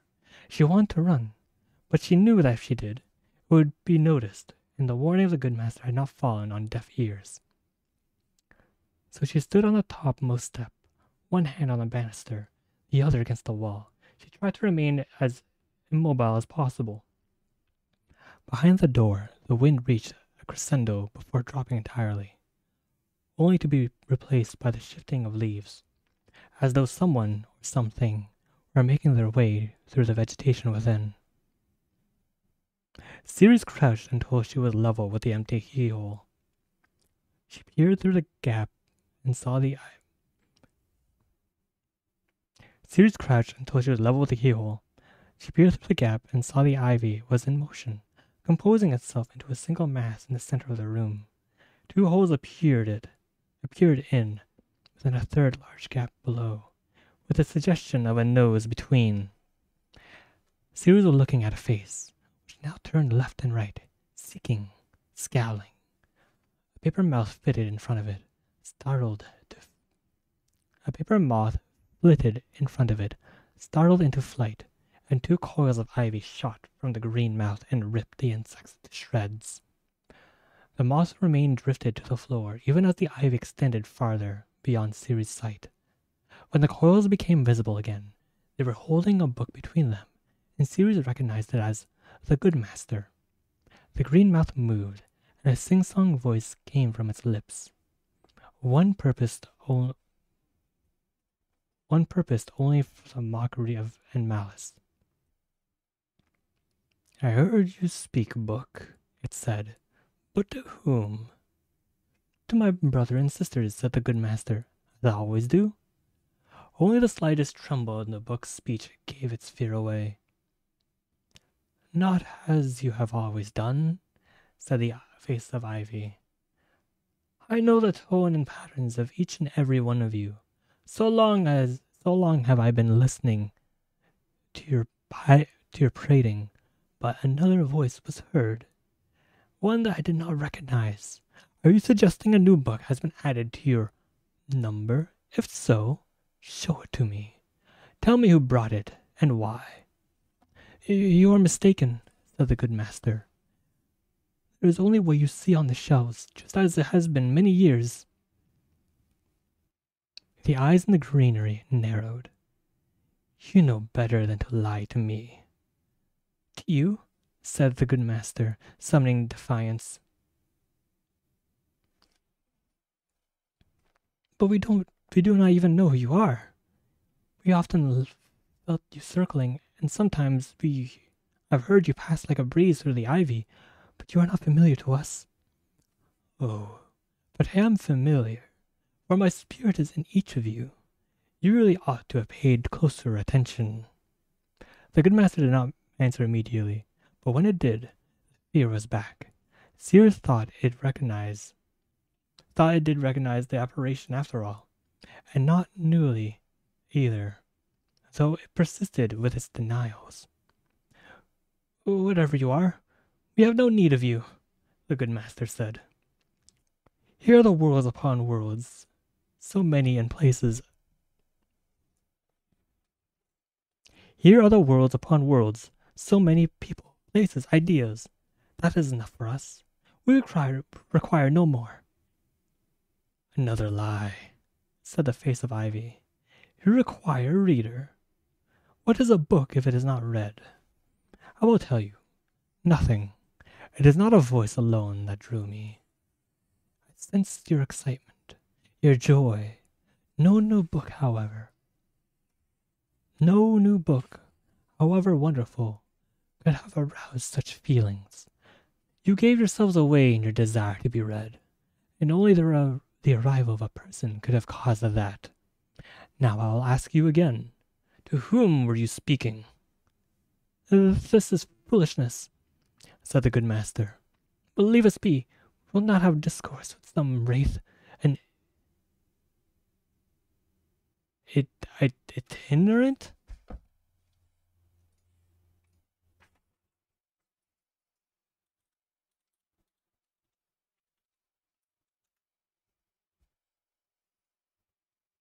Itinerant. The act of traveling from place to place. Traveling from place to place, especially as a circuit minister. Oh, okay, because he moves a lot. Traveling a lot. Who will not have a discourse with some wraith, an itinerant phantom that has to borrow leaf and branch to give structure to itself. So be it, said the face. More ivy encircled the good master, gripping its pages and boards wide, opening it wide. Goodbye, book. And the good master was torn apart, just as the moth had been, the ivy reducing it to shreds of paper and scraps of cloth. Sears heard the book cry out, but only at the start. Once its spine had been broken, it was finished. And after that, the end came fast. Now the ivy went hunting again, returning with another volume, this time Emile and the detectives. Whatever the entity was, it could indeed identify the individual voice of every book. Soon it would be the turn of the military history and the stone and the sword. The sword and the stone.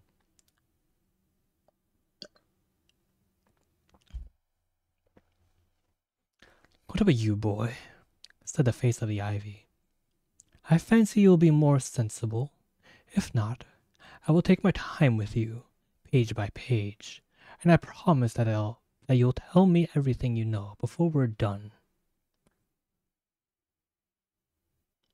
But I don't want to destroy you, you see. I like stories, so why would I take pleasure in destroying one?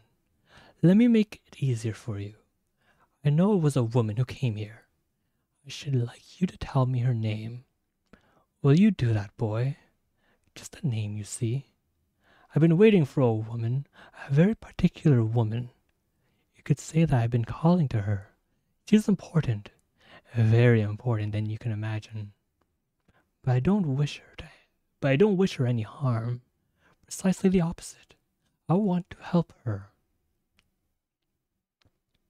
Slowly the ivy began to tear the title page of Emile in the darkness. The book wailed with the voice of a child, and Ceres could bear it no longer. Stop! Leave them alone! The door was wrenched open, and the dreadful face stared out in triumph. Ivy sped across the floor, reaching for her Ivy sped across the floor, reaching for her, as from the shelves a chorus of books shouted a single word in unison, "Run!" And Ceres ran. What the hell, dude? It's not the Crooked Man, but it's like an ivy? Or maybe it is the Crooked Man. 11.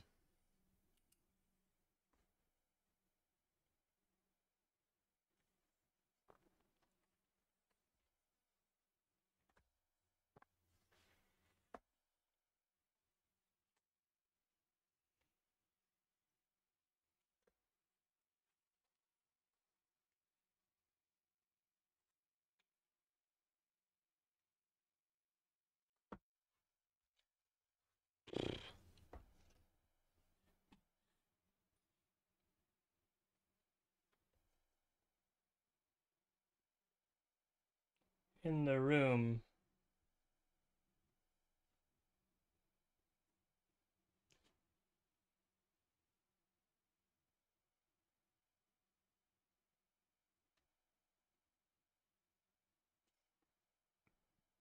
Bugs.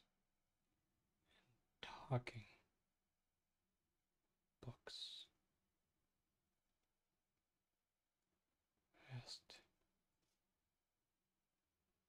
who she was and why she was here.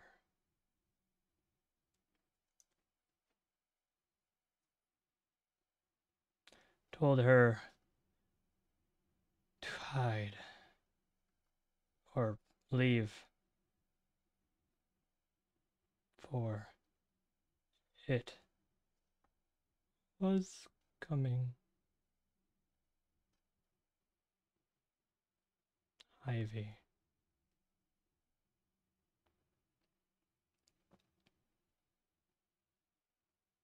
Up and demanded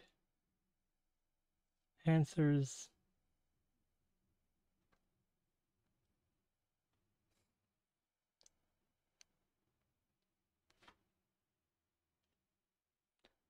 Broke, or I guess teared up the good master.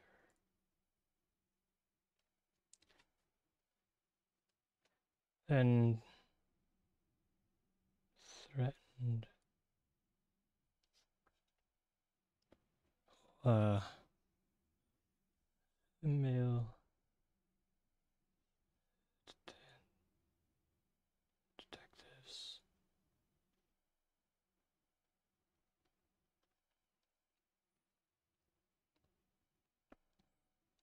Series stopped the ivy.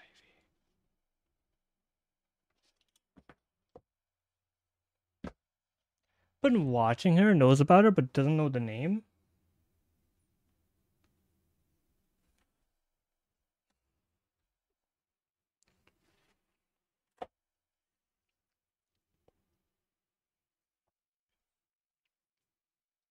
The Hunting Game. Chapter 12. The Hunting Game. Sirius took the attic stairs two at a time, and only as she reached the main flight did she take a moment to check on the pursuit. Ivy was rapidly covering the walls and ceiling and twisting around the banister rails, its lengths now studded with barbs, their points tinged with red like blood-dipped thorns. With it came the face from the attic, reconstituting itself over and over, advancing to lead the hunt from among the foremost fronds. A slight hesitation was enough to earn Ceres a nick on the ankle from a branch that had outpaced the rest, but was also served to spur her on. Before her was the front door, but there was no escape that way, even if she could have opened it. A steel plate waited. She would have to leave as she had entered, which meant getting to the kitchen and clambering through the window. It was now darker downstairs than she remembered. Slowly, the beams of sunlight shining through the gaps in the panels were being smothered, and Ceres could hear movement on the floor. She pictured ivy pouring forth from the attic window, gradually enveloping the entire house.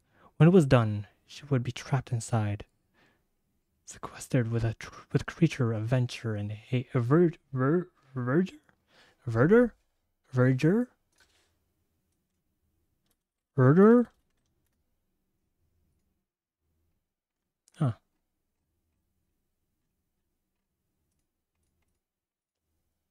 The greenness and growing vegetation. Ah. When it was done, she would be trapped inside, sequestered with a creature of verdure and hate. And it would do to her what it had done to the good master. It would seize her, torment her, and rip her apart. Ceres turned sharply on the last step and skidded on the boards, almost falling before she found her balance. Another branch flicked at her right hand, cutting into the soft flesh between her thumb and index finger. Ah, that hurts, dude. I don't like that. But the kitchen door was ahead of her, and Ceres could see the light. It made sense. If the ivy was using the attic window to gain access to the exterior of the house, this would be one of the last places it reached. Beyond the window was open ground, and Ceres could run fast when the need arose. Once she was outside, she'd outstrip the ivy and whatever was animating it. From there, she'd be in a race to the lantern house in safety. If the forest remained impassable, she'd have to work her way around it, but she'd deal with the problem when she came to it. Ceres entered the kitchen, sunlight blessed shining on through the obscured glass. But even as she drew nearer, the ivy outside crept over the window, and the room was plunged into shadow. Only the visible light was coming from the door. The only visible light was coming from under the door. Wait, what? Ceres entered the kitchen, sunlight blessedly shining on through the obscured glass. But even as she drew nearer, the ivy outside crept over the window, and the room was plunged into shadow. The only visible light was coming from under the door.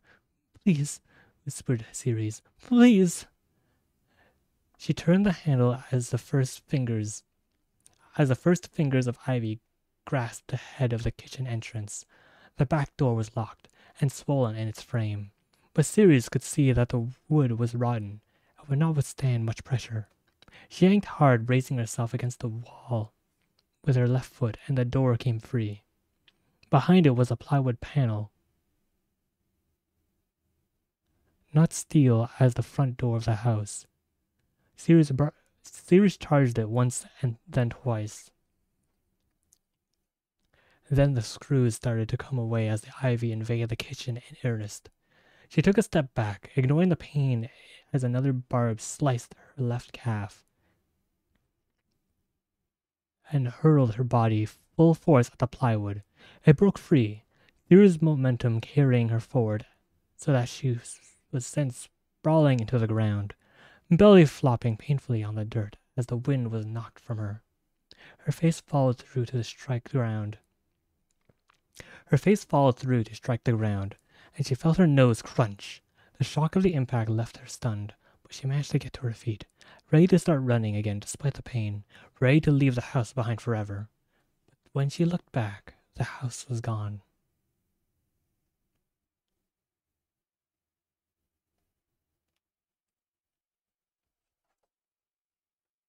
What the?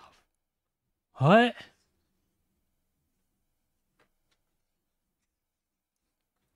Bruh. What is happening? I just want to see how long the next chapter is. Okay, like 2 pages.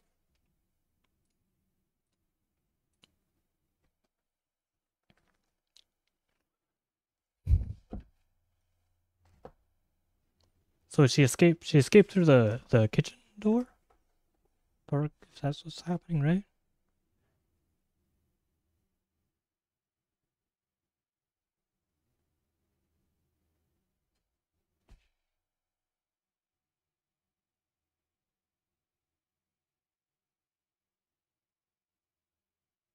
Yeah. And she came through the kitchen door. She escaped through the kitchen door. That's what I should have said.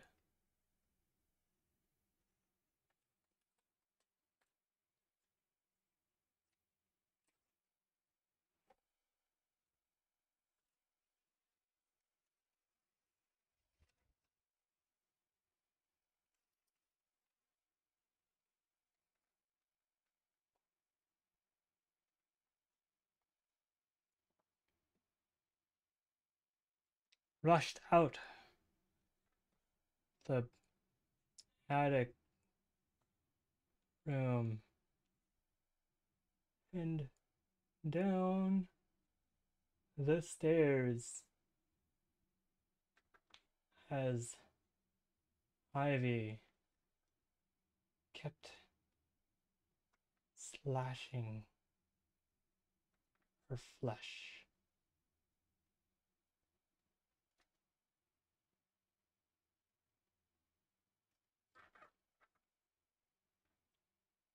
Escapes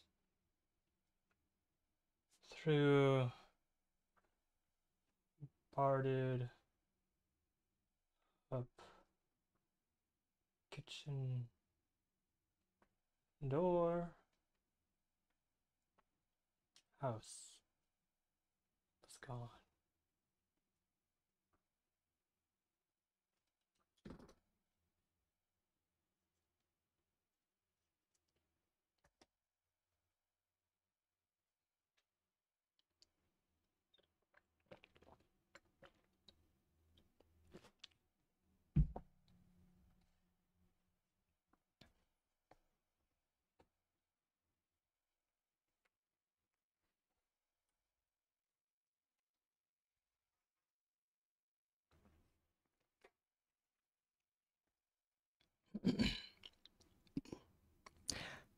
Sirius was standing, not on an overgrown lawn, but in dense woodland.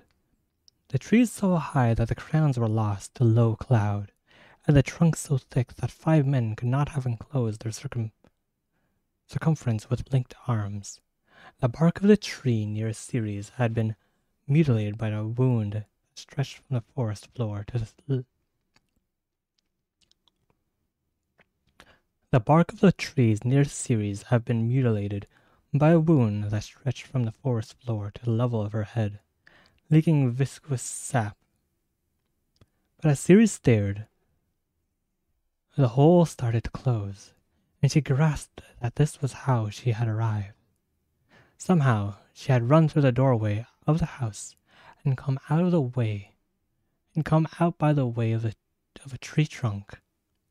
The good news was that she was no longer being pursued by Ivy or anything else. The bad news was she had no idea where she might be. But whatever it wasn't where she wasn't supposed to be, which was close to the lantern house and to Phoebe. Nah, I'm ending it there. Dude. Ah! Actually getting to the really good part. I might freaking yeet myself. Let's sit. Let me sit.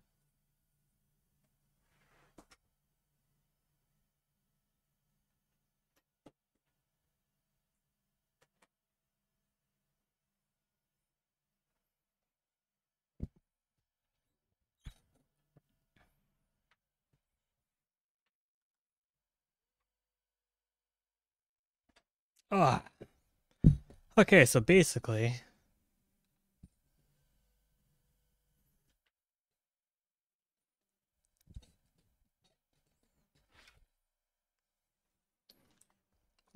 she is in a new world. She got freaking isekai to the goddamn tree. Just like David.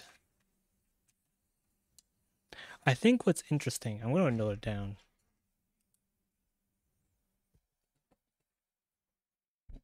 I think what's interesting of it all is how I was going to say David's father. No.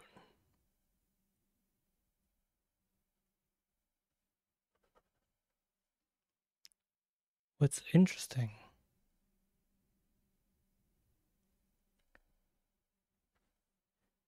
is the fact that Siri's father mentioned how books can change people. And yet,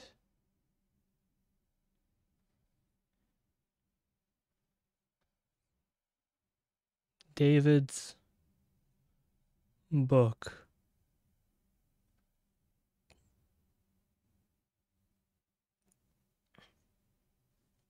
was indeed changing series. But she did see, she did have mention of the Crooked Man in her story before even reading the book. I'd be pretty freaking terrified, dude. Very terrified.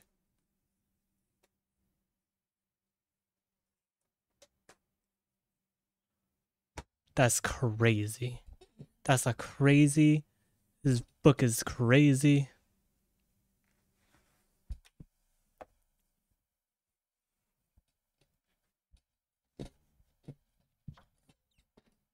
It blows my mind how it mentions that. No, I guess I wouldn't say blows my mind, but it's like, where is it? Wait, I think it is this page.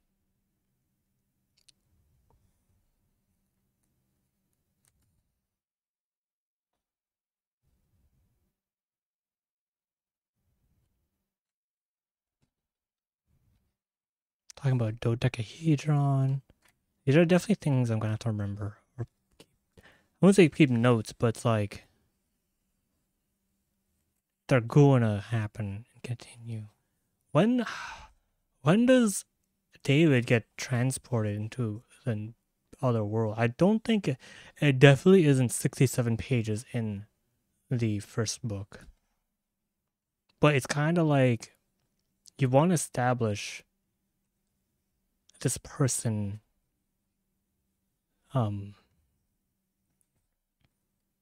first. It, I guess it's because like it's one thing for we learn that David is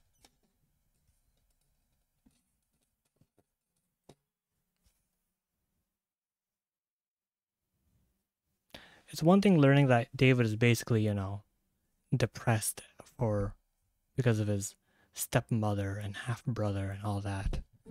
But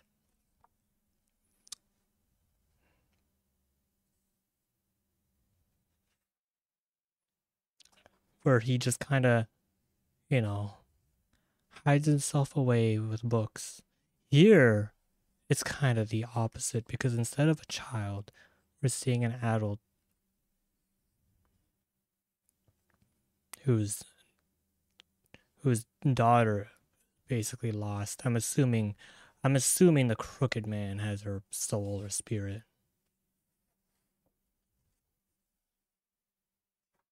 How many pages are there? 300.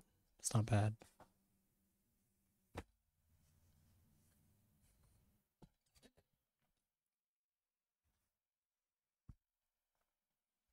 I wonder if series will come across. Well, it's not the same world, right? It can't be. The significance of the first book being called the Book of Lost Things was because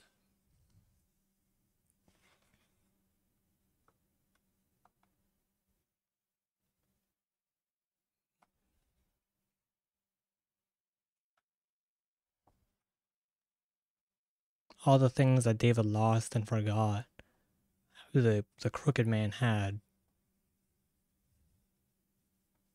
And the more he kept him, the longer, like, he would forget who he is. Everyone would forget him. Also, like, the good things. I'm pretty sure it was like the good things he remembered and cherished were gone in that book.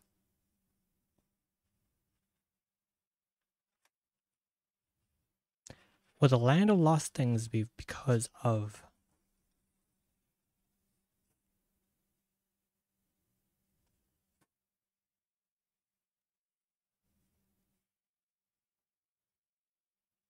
The night of lost things be because of the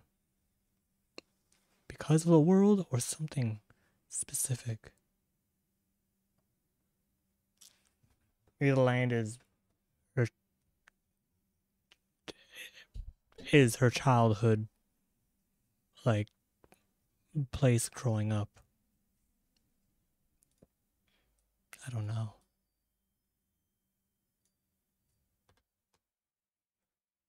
Anyway,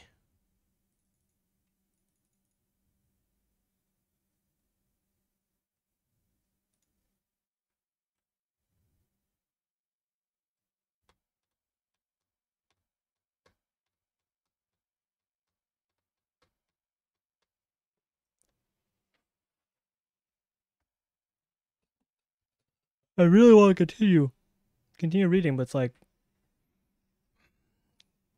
I want to pace myself. I want to read all of it at once.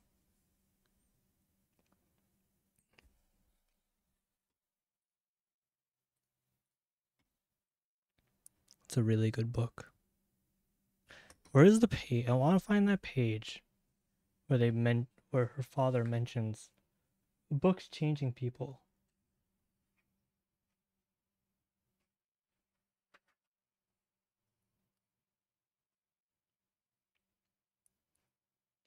The story became part of the world,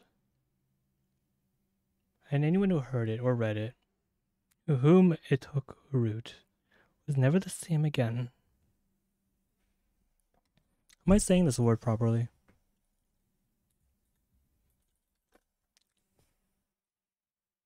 Yeah, benign. Pour venom into a book, or warp truth sufficiently in its pages, and you could turn a weak mind hateful. But the more one read, and the wider one's reading, the stronger.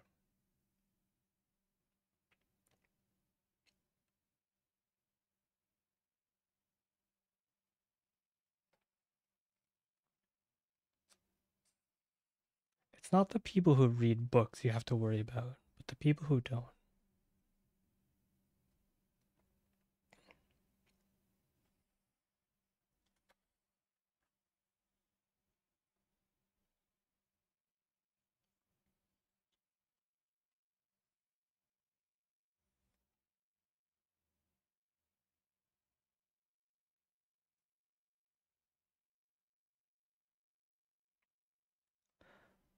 Once a book or story was told for the first time, reality itself shifted. The story became part of the world, and anyone who heard it or read it, and in whom it took root, was never the same again. Stories were a benign infection, transforming their hosts were generally benign, because some books could reshape people for the worse.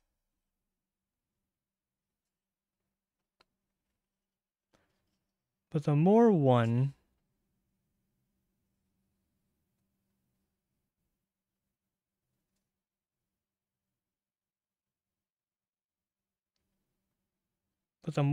read, and the wider one's reading, the stronger one's mind became.